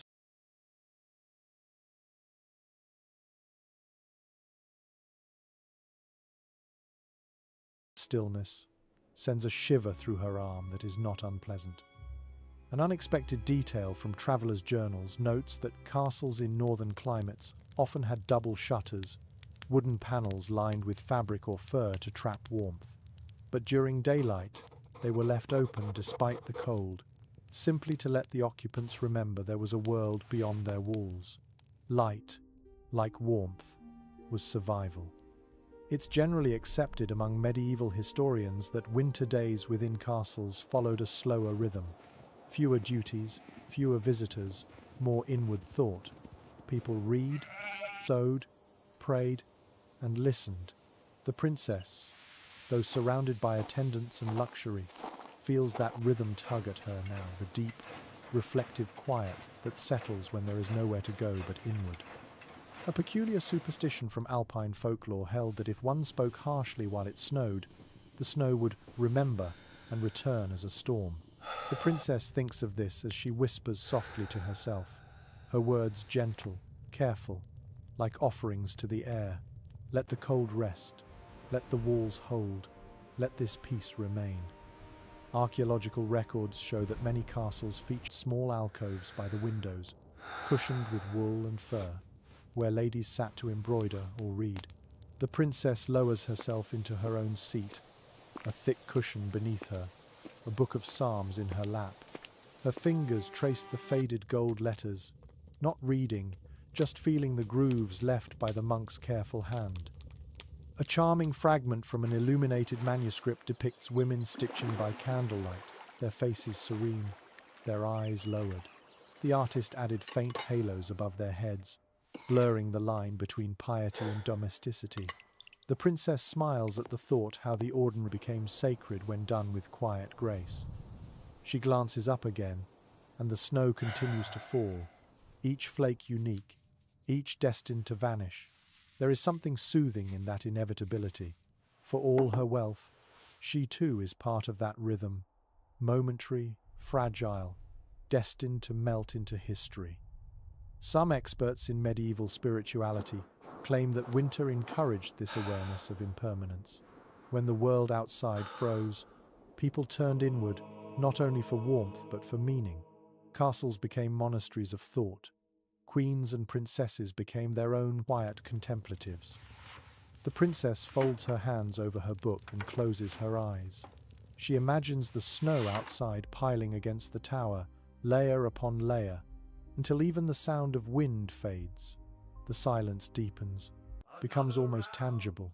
It presses against the walls, against her chest, until all that remains is breath, heartbeat, and the soft murmur of the fire. A curious note from an old chronicle says, "When snow falls, all things return to first sleep." She feels the truth of it now. The stillness, the slowness, the faint sense of rebirth hidden within stillness. Outside, the white world swallows time. Inside, warmth holds its fragile vigil, and the princess, caught between the two, surrenders to the calm. She breathes in, slow and deep, tasting air that smells of smoke and cold iron, and exhales a prayer not of words, but of quiet gratitude, for fire, for breath, for the miracle of a world so cold and yet so endlessly alive. As the afternoon fades, the castle shifts once more into its slow heartbeat of routine. The snow has quieted to a fine dust, barely visible against the pale horizon.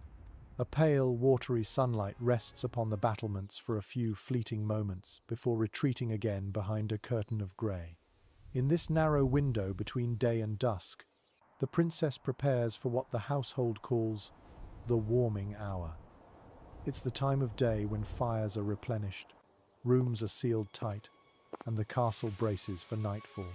You can almost feel it, a collective exhale, as servants hurry through the corridors, their footsteps soft and urgent, carrying bundles of kindling and buckets of coal. The princess watches from her chamber as the rhythm unfolds like a daily prayer. Contemporary records from castle inventories reveal that firewood was among the most closely guarded resources in winter. Every log had to be accounted for, each piece measured, cut, and rationed. "A careless blaze," one steward wrote, "is a sin against the household." In these great stone fortresses, warmth was not merely comfort, it was currency. A delightful curiosity from a 14th century expense ledger notes that certain nobles employed professional wood counters, whose sole duty was to ensure that no servant stole a log or slipped extra fuel to a friend. The value of heat, after all, was not abstract. It was as precious as silver. The princess knows this too well. Though her fire burns steadily, she has seen the storerooms half-empty barrels of charcoal, the neat stacks of wood diminishing week by week. Each flame in her hearth carries a cost that stretches down the chain of labour, through foresters, porters, and cart drivers shivering in frozen forests. It's generally accepted among economic historians that winter transformed even the wealthiest households into economies of survival. Castles functioned like small cities, every ember, every candle, every breath measured and rationed. To stay warm was to stay alive, and to waste heat was nearly a moral failing. An unusual detail preserved in an English steward's manual instructs noble women to monitor their own chamber's fuel use, lest warmth grow prideful. It wasn't mere thrift, it was virtue. To burn wisely was to rule wisely. You can imagine the princess glancing at her dwindling pile of logs, half practical, half philosophical, wondering whether her comfort deserves such devotion. Her maid enters now, bowing low, her arms burdened with split oak. The scent fills the chamber, instantly sharp, clean, alive. The princess gestures toward the hearth, and the maid kneels to feed the flames. Sparks leap, crackling like laughter in the still air. A charming superstition recorded in peasant lore claimed that if a log split cleanly in one stroke, good luck would follow through the week. The maid, perhaps remembering this, smiles faintly as the wood catches perfectly. The princess notices and allows herself a small smile in return. Experts remain divided on how conscious medieval people were of environmental cycles. It's clear they respected wood as something sacred. Many regions enforced strict felling days and forbade cutting trees in deep winter, believing the forest itself slept then and must not be disturbed. Fire, therefore, was not simply resource, it was inheritance drawn from sleeping roots. A peculiar practice, described in a 15th century German household guide, involved blessing the wood before it entered the hearth. Servants sprinkled a pinch of salt and whispered, "Wake kindly." The act was both gratitude and apology. Though her castle sits miles away and centuries removed, the princess feels a similar reverence as the flames strengthen before her eyes. The maid steps back, wiping her hands on her apron, and the warmth spreads instantly. The air seems to breathe again. The shadows recede from the walls. A faint sheen of moisture melts along the window's edge. For a moment, the princess feels as though the castle itself sighs in relief. Some scholars of domestic life point out that this daily renewal of fire shaped more than survival, it shaped community. Every evening, as families and servants gathered around their respective hearths, they recreated the same gesture. Light rekindled against darkness, warmth defended against the night. It was civilization reborn every sunset. An amusing fragment from a noble's diary recounts how children were taught to bow to the first flame of the evening, as one would to a guest. For in the fire's face, the writer mused, we see our own endurance. The princess, though long past childhood, bows slightly now as the fire roars to life, an instinctive acknowledgement of something ancient and shared. She extends her hands toward the blaze, palms open. The heat sinks into her skin, seeping through her bones. It's an intimate sensation, almost like touch. For all her rank and ritual, she feels in that moment no different from the simplest peasant huddled by a hearth. The fire makes equals of them all. Researchers have long suggested that this evening ritual refueling, sealing windows, drawing curtains was the most communal hour in a medieval household. Even royalty paused to watch the flames. It was the one time of day when survival, comfort, and beauty were the same thing.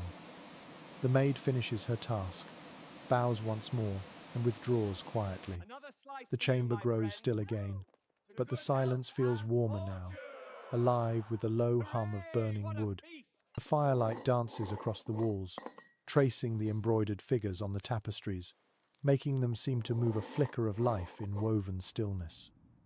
The princess lingers in the glow, feeling her thoughts slow with the rhythm of the flames.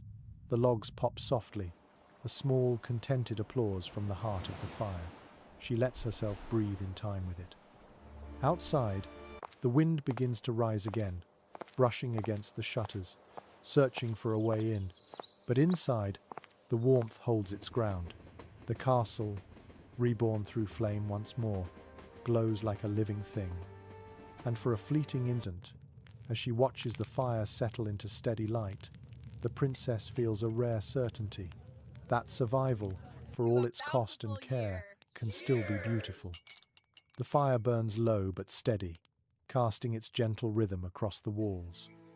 It is late afternoon now, the hour when light begins to soften and the castle's quiet deepens. The air smells of oak, wool, and faintly of beeswax, a scent that clings to the breath of every stone. The princess sits at her writing table, quill in hand, the faint scratching of ink the only sound within the room. Letters, always letters. Winter fills the castle with them. Messages from distant courts, from family, from those who seek favor or forgiveness. The cold slows travel, but never stops the flow of parchment. Each seal broken releases not only words, but a breath of another world. Records from royal households tell us that correspondence was a lifeline for the secluded nobility of winter.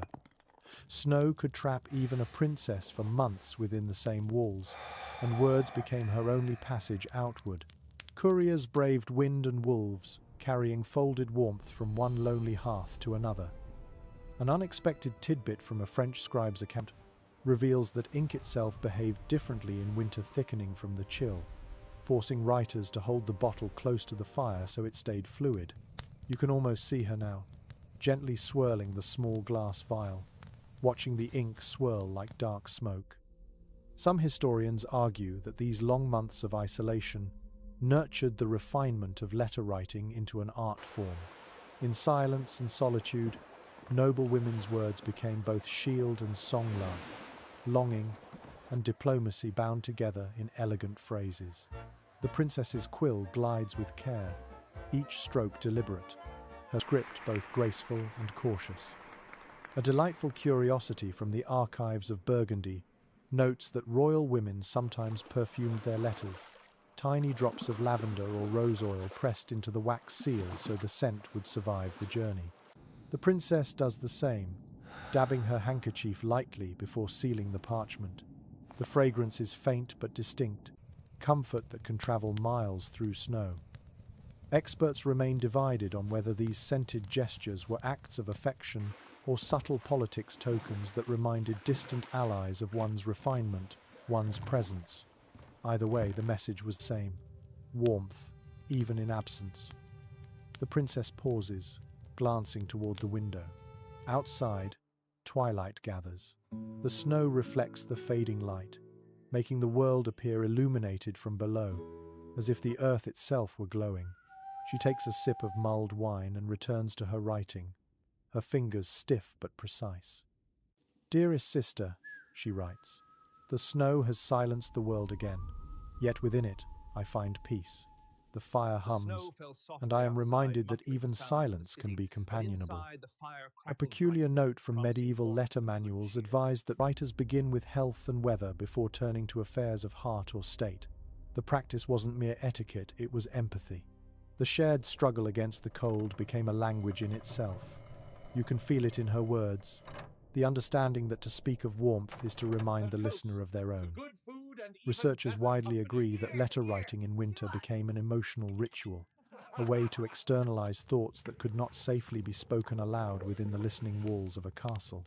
The act of putting ink to parchment was its own form of prayer, a slow confession offered to distance. A charming superstition recorded in household notes suggested that if a letter was written too close to the hearth, its words might melt before reaching their reader. The princess smiles faintly at the thought and moves her chair a little away from the flames. The old beliefs still live quietly in her habits.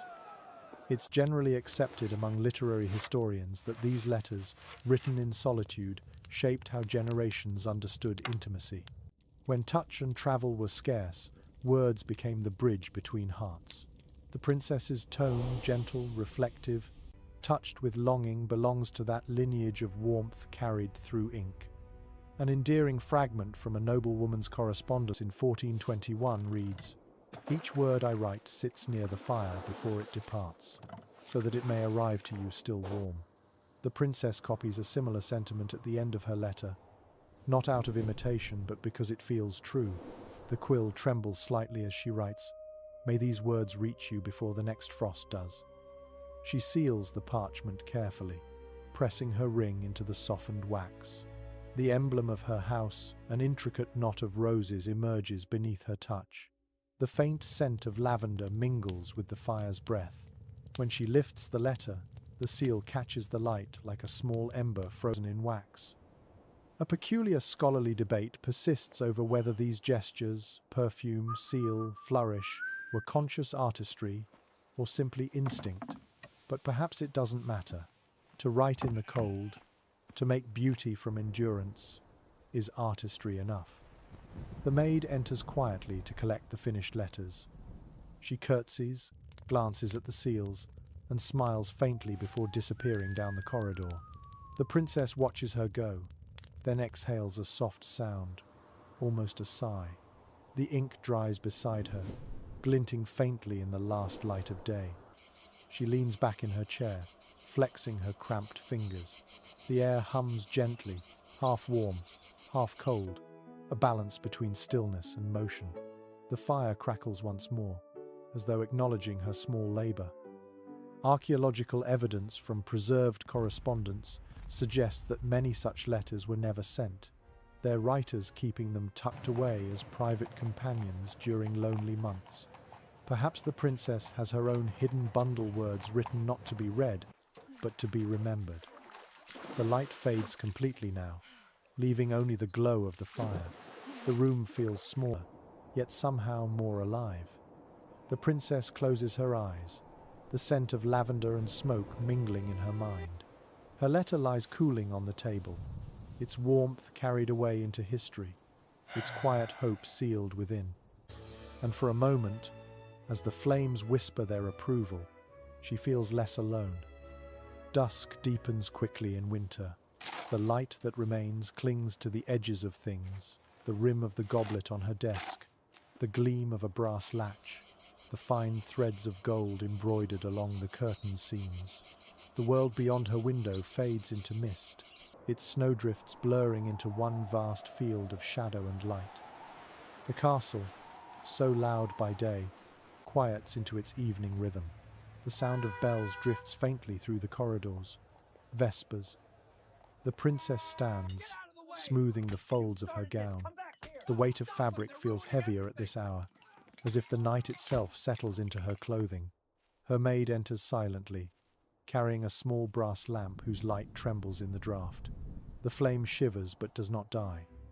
Records from convent life in the Middle Ages show that evening prayers vespers marked not just a religious obligation, but a psychological boundary.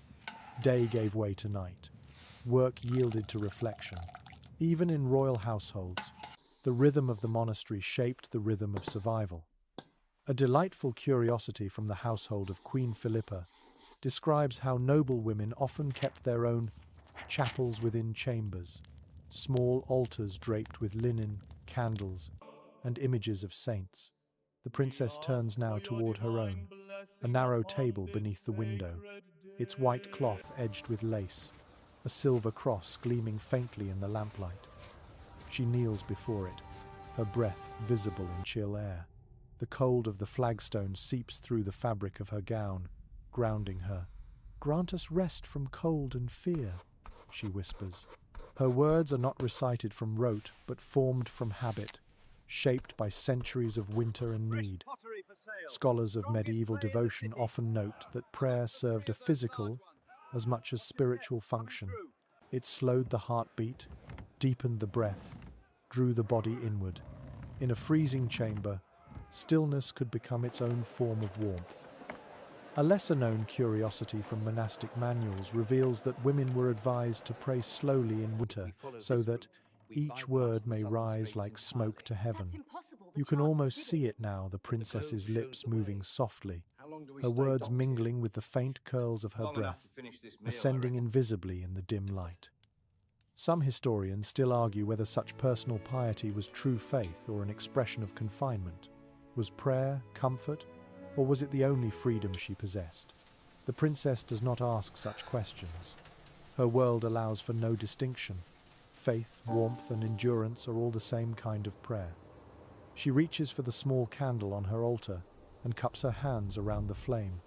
It wavers in the draught, painting her palms gold. The warmth of that single light feels disproportionate to its size, fragile, yet infinite. For centuries, people have prayed to such fires, and perhaps it is not only God who listens, but the flame itself.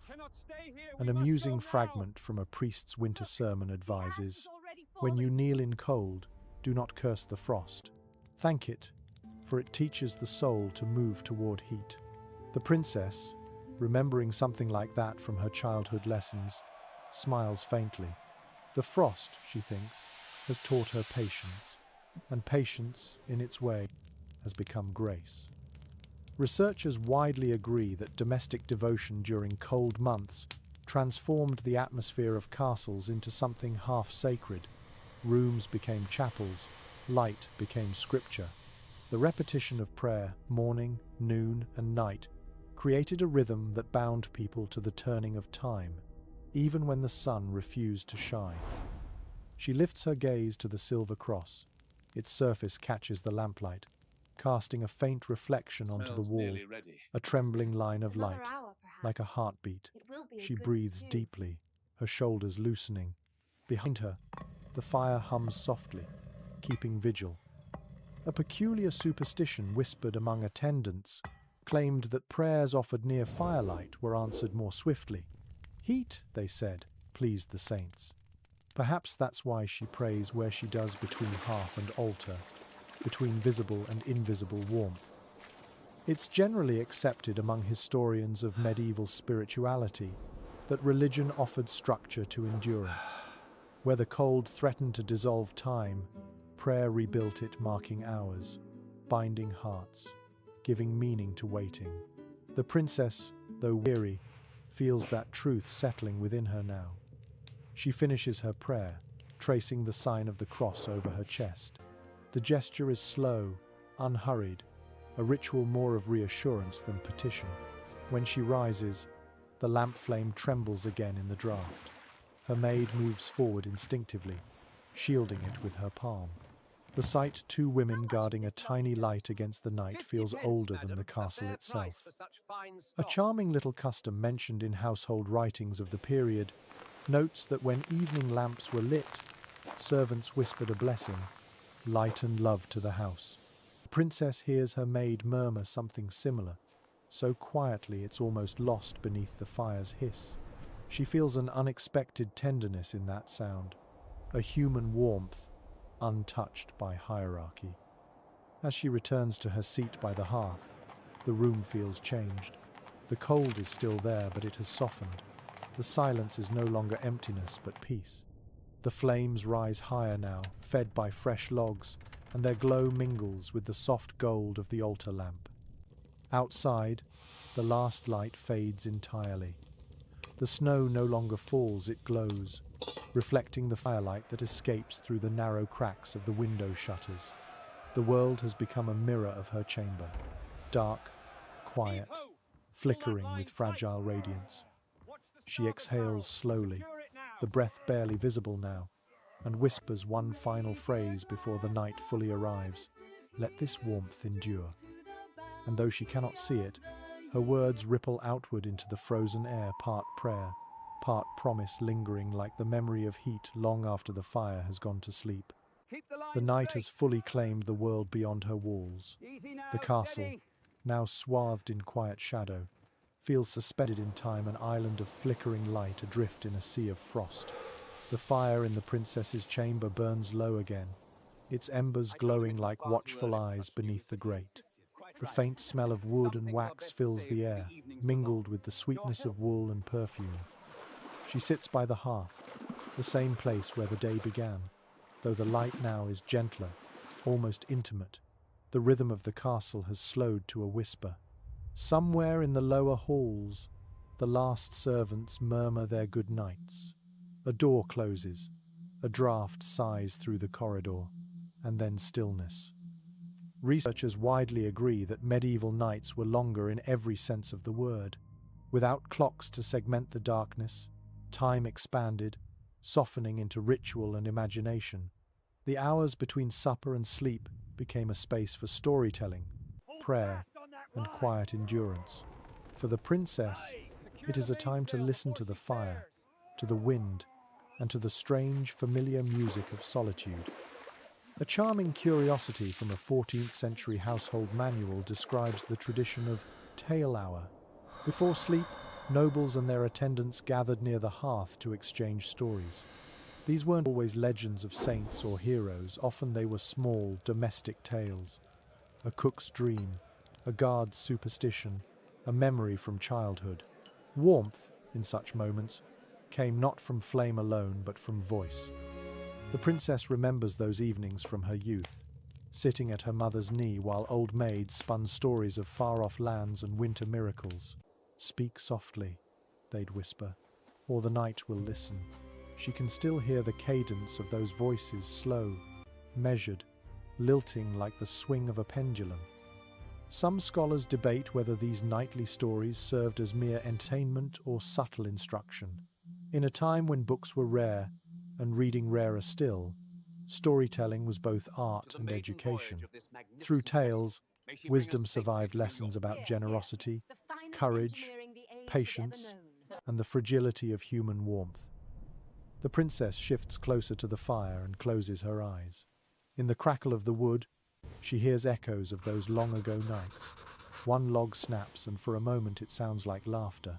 Another sighs and falls inward, whispering like a familiar voice. She smiles faintly, knowing it is only air, but the comfort remains. A lesser-known custom among noble households described that listeners often held hands during story hour to keep the warmth from escaping. It was not romance, but ritual, a shared acknowledgement that cold could steal into the plasterings, spirit as easily as into the flesh. Though the princess sits alone now, she rests her palms together, feeling her own pulse as a faint reminder of company. It's generally accepted among cultural historians that winter storytelling bound communities together more effectively than any decree or feast. Words carried heat, rhythm soothed fear. In an age without lamplight or noise, narrative was the hearth of the mind. An amusing little anecdote from a nun's diary records that one of her sisters refused to sleep without a bedtime story, claiming it lulled the devil out of her thoughts. The princess laughs softly at that image, the sound startling even to her own ears. It feels good to hear herself again, to know that warmth can still live in laughter. She leans forward, poking at the embers with an iron rod. Sparks scatter briefly, twinkling like fireflies before vanishing into the dark. The act itself feels ancient, ceremonial, a quiet conversation with the flame. Archaeological evidence from preserved hearths shows that people often arrange stones in circular patterns around fires, not for utility, but for focus. The flickering center became a mirror for the self. You can see that in the princess now, her gaze fixed, her thoughts turning inward. An unexpected letter from a court musician recounts that royal households sometimes ended their nights with soft singing a lullaby, not for children, but for the fire, to send it gently to sleep, he wrote. Some hummed, some whispered prayers. The princess hums now, low and tuneless, more breath than melody. The sound drifts through the room like smoke. Some specialists in medieval psychology suggest that these acts, humming, praying, speaking to flames, were not superstition but survival. In a world of isolation and cold, people gave the night a voice so it wouldn't swallow theirs. To personify the dark was to tame it. The princess draws the fur closer around her shoulders. Her fingers, though warm, tremble faintly from fatigue. She lets her head rest against the chair, eyes half closed, body sinking into the steady rhythm of crackling wood. The light flickers across her face, painting it with gold, shadow, and peace. A peculiar superstition among castle servants held that if one stayed silent long enough before sleep, one could hear the fire's final sigh, a soft "thank you for being fed." The princess listens, smiling at the thought. The flame shifts, settling deeper into the hearth as though responding. Historians still debate whether the medieval sense of companionship with the elements, fire, wind, and even snow, was faith, poetry, or necessity. Perhaps it was all three. When the nights were long and gods seemed distant, the world itself became divine. The fire burns lower, the shadows grow taller. She watches the last flame twist into a slow dance, its movements hypnotic.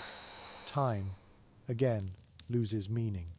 Only warmth remains, the faint, golden thread that binds her to this place, to every winter before and after.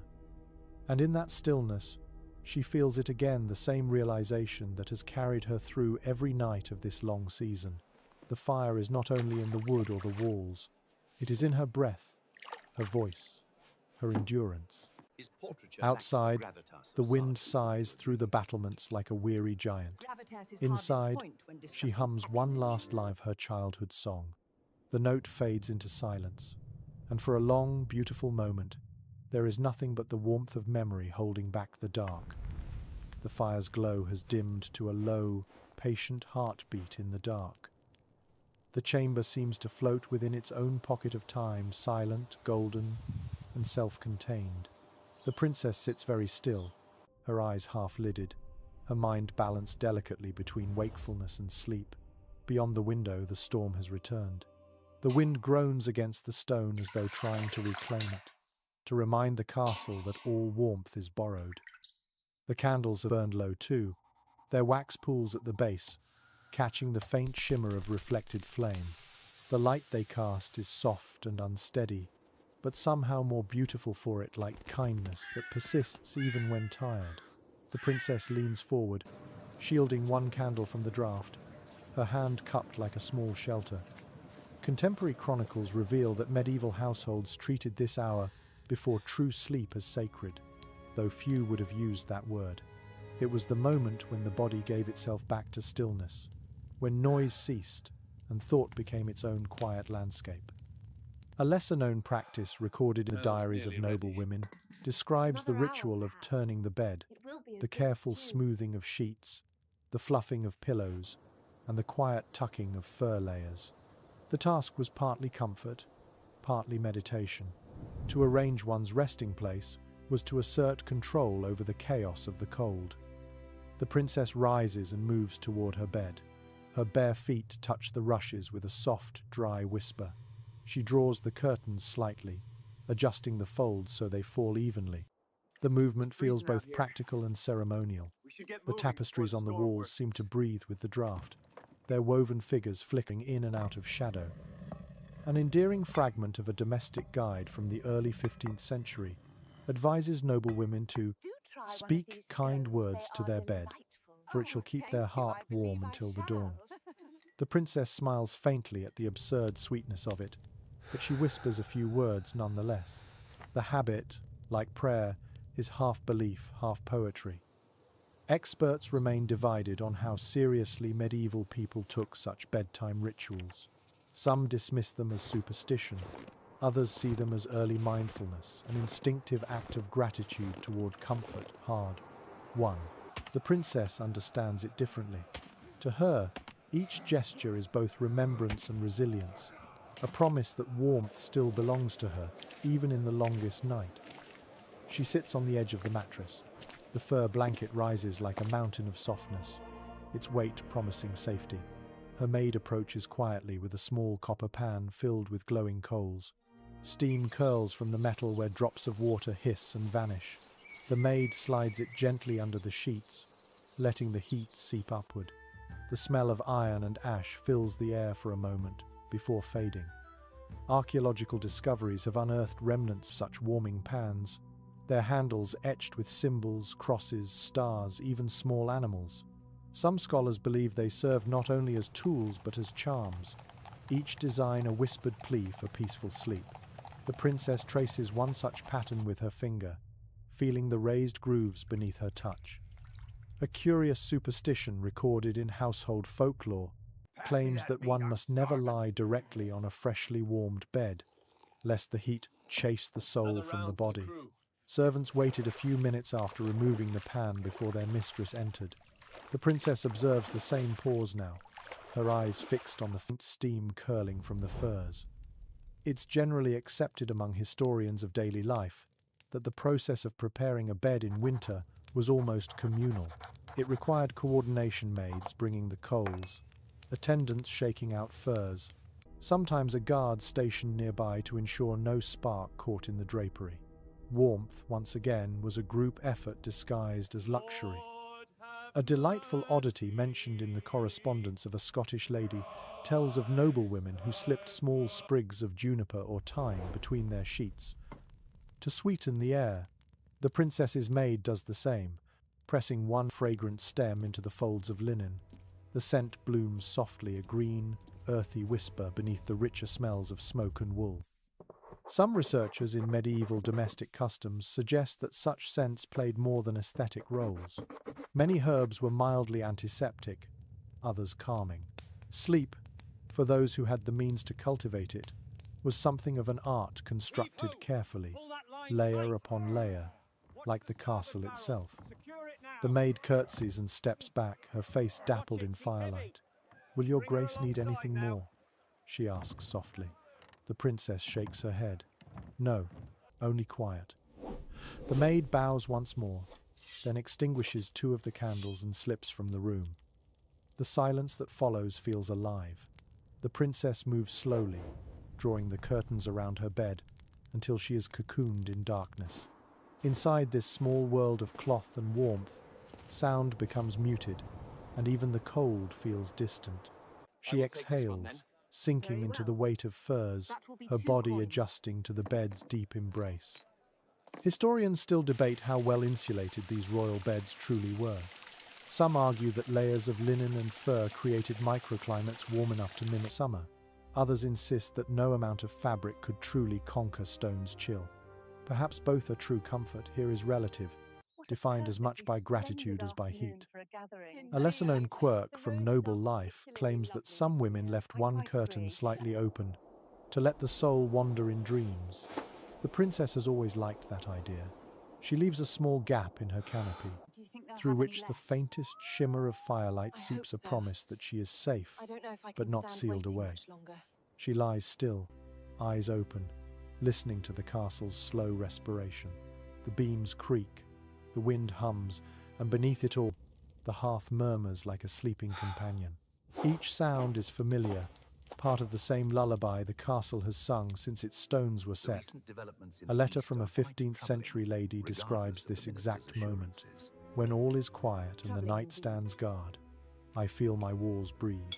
The princess would understand that completely. Within her woven cocoon, she too feels the living pulse of her fortress, its loyalty, its silence, its endurance.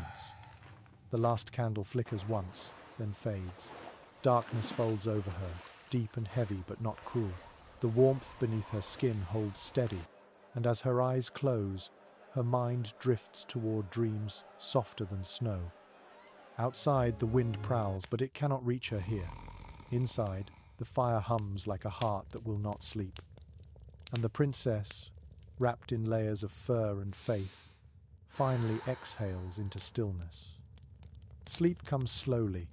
It drifts in the way snow falls, quiet, uneven, almost shy. The princess lies in her bed, surrounded by darkness that hums faintly with warmth. The fire outside the canopy has dimmed to embers, but its memory glows red against the curtains, a faint heartbeat at the edge of her world. She is neither fully awake nor truly asleep, floating somewhere between thought and surrender.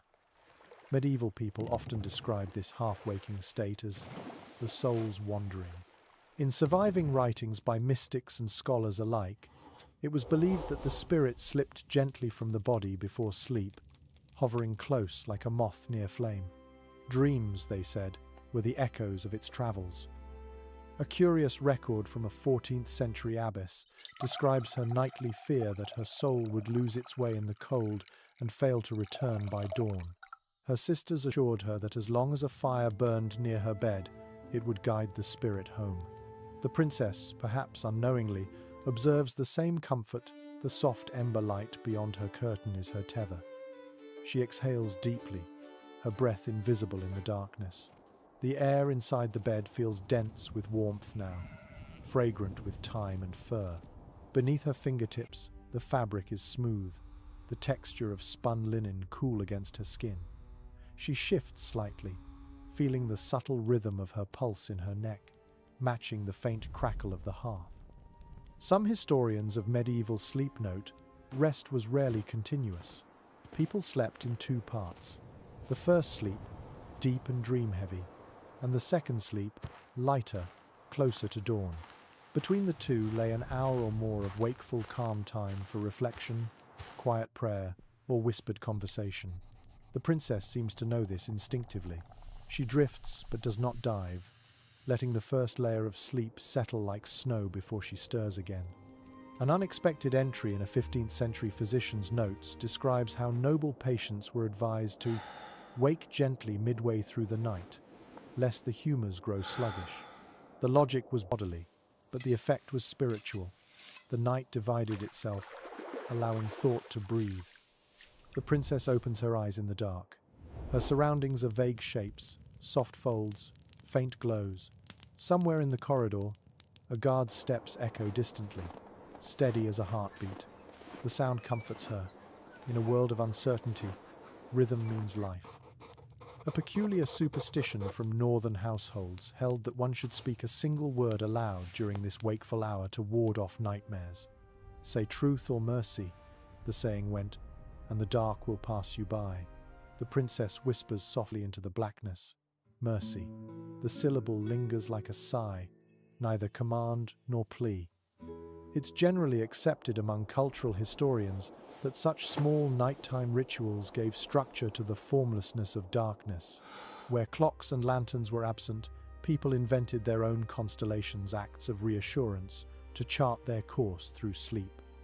The princess listens to the wind pressing against her windows, the faint whine of it slipping through gaps in the stone. Each gust sounds like a voice too ancient to decipher. For a moment, she imagines it speaking to her, not in words, but in rhythm. The world outside is cold, yes, but not dead. It moves, breathes, mourns, sings. An endearing little anecdote in a troubadour's diary recalls how knights on watch believed that the wind carried prayers from sleeping souls. Every gust is someone dreaming, he wrote. The princess smiles faintly in the dark, liking the notion that her own half-dreams might travel the night like birds. She turns onto her side, the furs rustling softly. Beneath her pillow, the warming stone from earlier still holds a faint residue of heat, like a heartbeat pressed into the earth itself. Her fingers rest there for a moment, absorbing it. Archaeological traces of these stones show that many were smoothed by years of use, their edges polished by countless hands. Some were carved with initials or simple prayers. They were, in their way, more personal than jewels, tokens of survival passed quietly through generations. The princess wonders who first held hers, and whether they too found comfort in its warmth at midnight. Some scholars still argue whether these layered gestures, candles, herbs, stones, were acts of faith or desperation, but perhaps both truths intertwine. In a castle that breathes cold through every seam, survival is not brute endurance but ritualized tenderness. A curious bit of folklore warns that to dream of fire meant passion, but to dream of ashes meant regret. The princess thinks of that now, watching the embers' faint light flicker through the small gap in her bed curtains. There's something almost human in the fire's persistence. It refuses extinction, even when quiet. Researchers of medieval sleep culture note that this quiet, wakeful phase was often when people thought their most intimate thoughts, reflections not fit for daylight. The princess's mind wanders there now, to her sister's laughter, to the smell of rain in warmer months, to the memory of a summer morning when she once believed she would never know cold again. The recollection stirs something tender within her chest, like a small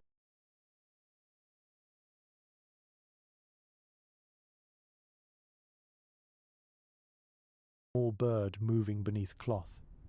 A letter from an Italian countess once described this same nocturnal drifting. In the dark, memory grows warm and gentle, and I feel all times at once. The princess understands that perfectly. In the hush between sleeps, time ceases to be a line and becomes a circle, past and present, folding into one steady heartbeat. The fire pops once, softly, a reminder of the world's persistence. The sound is comforting, like an answer to a question she didn't know she'd asked. Some experts in medieval psychology suggest that the castle's long winters nurtured a peculiar intimacy between isolation and imagination. When external warmth waned, the mind became its own hearth. The princess, half dreaming, feels that truth deeply. Her thoughts flicker like the coals, small, bright, refusing silence. Outside, the wind softens. The castle exhales. She closes her eyes again, her breathing slow, even, and sure. This time, sleep comes without hesitation, like a blanket drawing itself gently over her thoughts. And as the night deepens into perfect quiet, the last ember beyond her curtain fades to a single red eye, watchful, steadfast, alive. When she wakes, it is not to light but to sound a faint creak in the timbers above, the subtle shifting of stone that means the castle is greeting another morning. The fire has burned down to a grey bed of ash, but the warmth lingers, trapped beneath the heavy curtains of her bed. Her body feels loose and heavy, her thoughts still wandering through the fog of dreams. This is the second sleep's quiet conclusion, the soft ascent back into the waking world. Medieval writers called it the returning hour, believing that the soul, after its nightly wanderings, rejoined the body in those first breaths before dawn.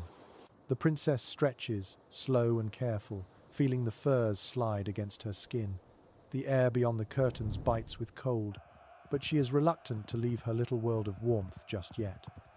Some historians of medieval life point out that the transition between sleeping and waking was treated with care. To wake too quickly, they warned, could disturb the humours or confuse the mind. Rise gently, advised a 13th century medical treatise, lest the soul stumble in its return. You can almost picture the princess following that advice, her movements slow, reverent, more ritual than routine.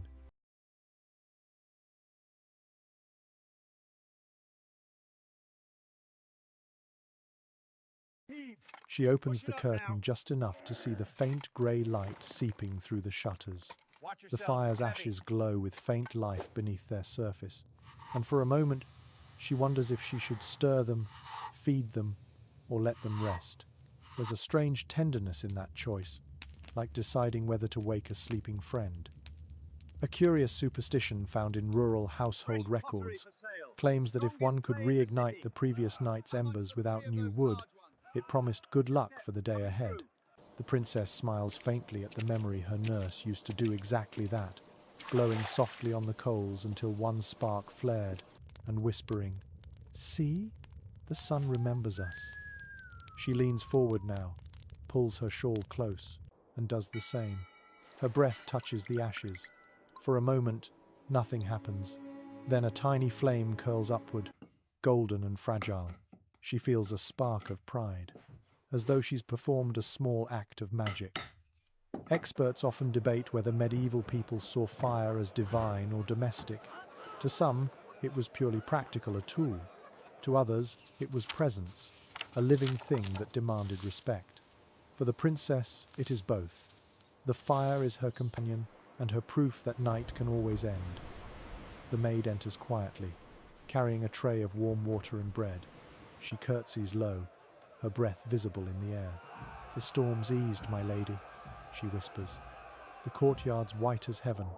The princess nods, though she cannot yet summon words. Her voice still belongs to sleep.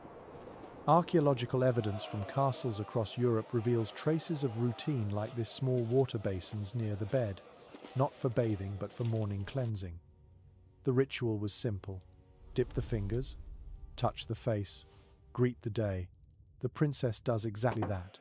The water is shockingly cold, and she gasps, her whole body waking at once. The sensation is sharp but cleansing, a reminder that life must resume its rhythm. A delightful note from a chambermaid's diary mentions how noble women often murmured a blessing when they first touched cold water in winter.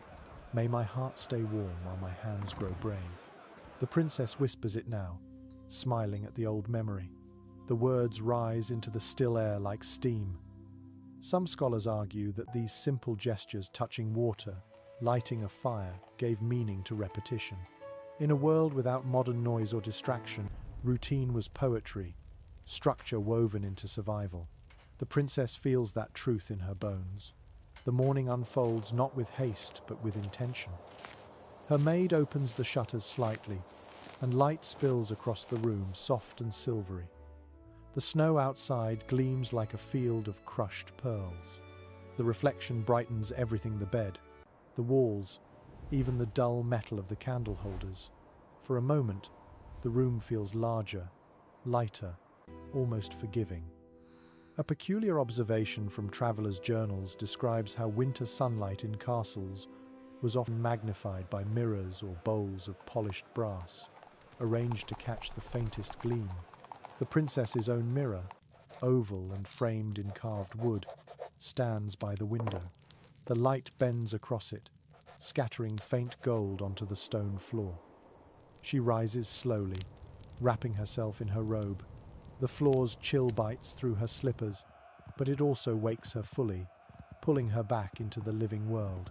She crosses to the window, resting her hands on the cold sill. Outside, the snow lies unbroken. The air shimmers faintly, and from somewhere far below, she can hear the sound of shovels striking stone, the world beginning its day. A curious little custom found in Winter Chronicles claims that stepping into sunlight before breakfast brought good fortune, even if the light was weak. The princess unlatches the shutter and opens it wider. The cold rushes in, sharp and invigorating. Her breath spills out into the world, turning instantly to silver mist. She inhales deeply. The air tastes of snow, wood smoke, and faint iron. The freshness cuts through every drowsy remnant of sleep. It's not comfort, exactly, but it feels honest, a reminder that warmth is earned each day anew. It's generally accepted among historians of medieval domestic life that dawn was the quietest hour in the castle, the time before business, before voices, before the machinery of duty resumed. It belonged, for a few brief moments, to the self. The princess treasures that. She watches the courtyard fill slowly with light.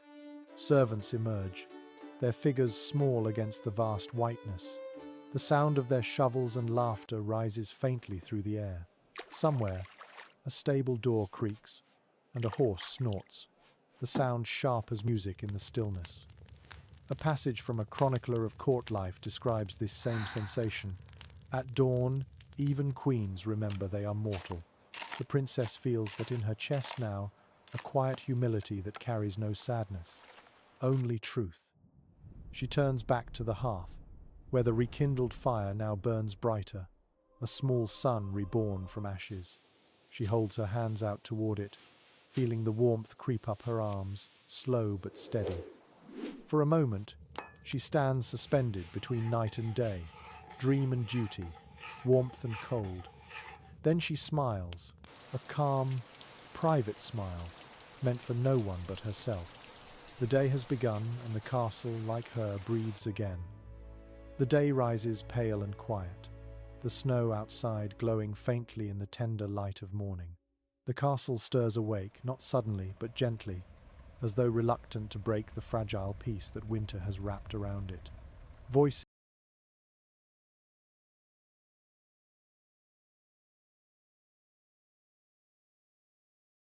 echo faintly through the corridors, muffled and rhythmic, like the murmuring of the sea beneath ice. The princess stands near the window, her hands resting lightly on the sill. The frost has etched delicate lacework across the glass, a pattern of flowers that nature has drawn in silence. She studies it for a while, tracing the shapes with her gaze. Beyond it, the world is white and endless. The storm has stilled, and now everything lies under its new skin of snow, smooth, unbroken, and beautiful. The servants move through the courtyard below, their breath silver in the air. She can hear the clink of buckets, the scrape of wooden sleds hauling logs, the faint rhythmic sound of brooms sweeping frost from stone steps. All around her, life resumes its quiet, purposeful motion. It's generally accepted among historians of medieval daily life that after long winter nights, mornings in castles carried a sense of ceremony. The rekindling of fire, the first meal, the lifting of shutters, these were acts of renewal as meaningful as any prayer. In a world ruled by cold and darkness, every dawn was a triumph. The princess steps back from the window, gazes around her chamber. The room feels lighter now. The fire burns brighter, no longer a fragile ember but a confident glow. Its warmth has softened the air. The chill that once clung to the stones has retreated to the corners. The scent of wood smoke mingles with lavender and thyme, a domestic symphony of survival. A curious note from a 14th century lady's journal describes how she greeted each winter morning with a single whispered line: "The fire wakes, so do I." The princess murmurs it now under her breath, finding comfort in its rhythm. Her maid enters quietly, arms full of fresh linens and wool. "The sun's out, my lady," she says with a smile. "The snow will shine all day." The princess nods. "Then let it," she replies softly.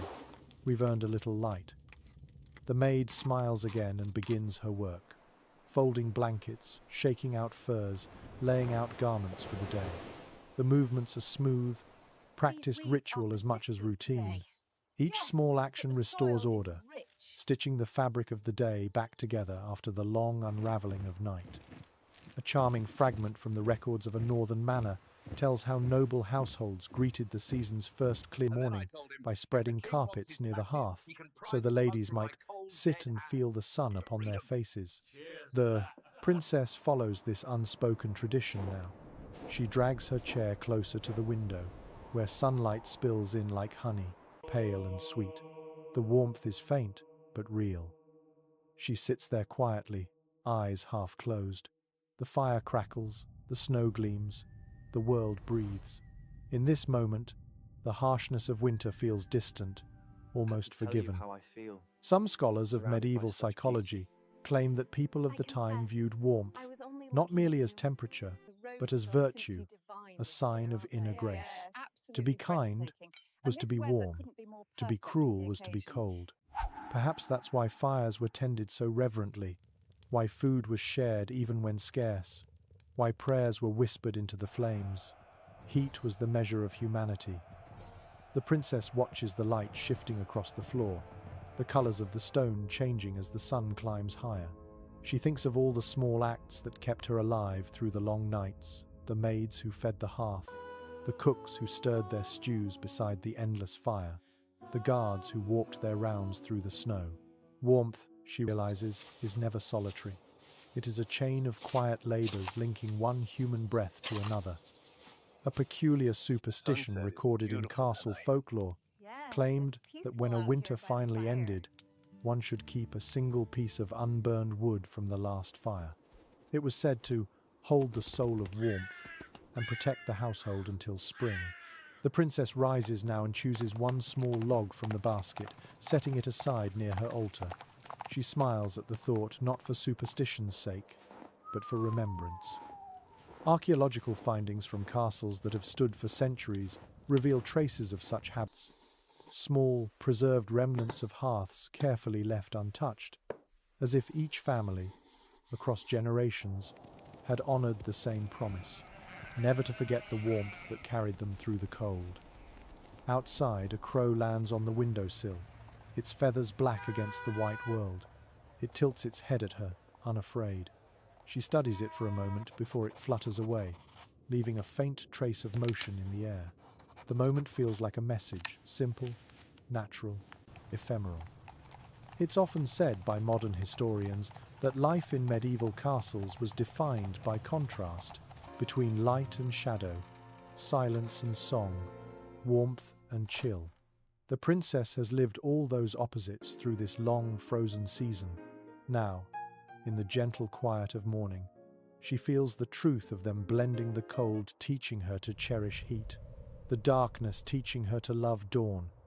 She lifts her cup of warmed wine, takes a slow sip, and closes her eyes.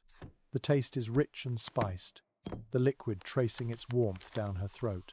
Outside, the sunlight catches the snow until it glitters like 1,000 mirrors, each reflecting a fragment of her small fire.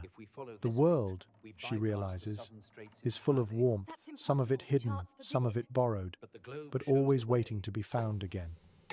The maid finishes her work and curtsies. "Shall I fetch your cloak, my lady?" she asks. The princess shakes her head gently. "Not yet.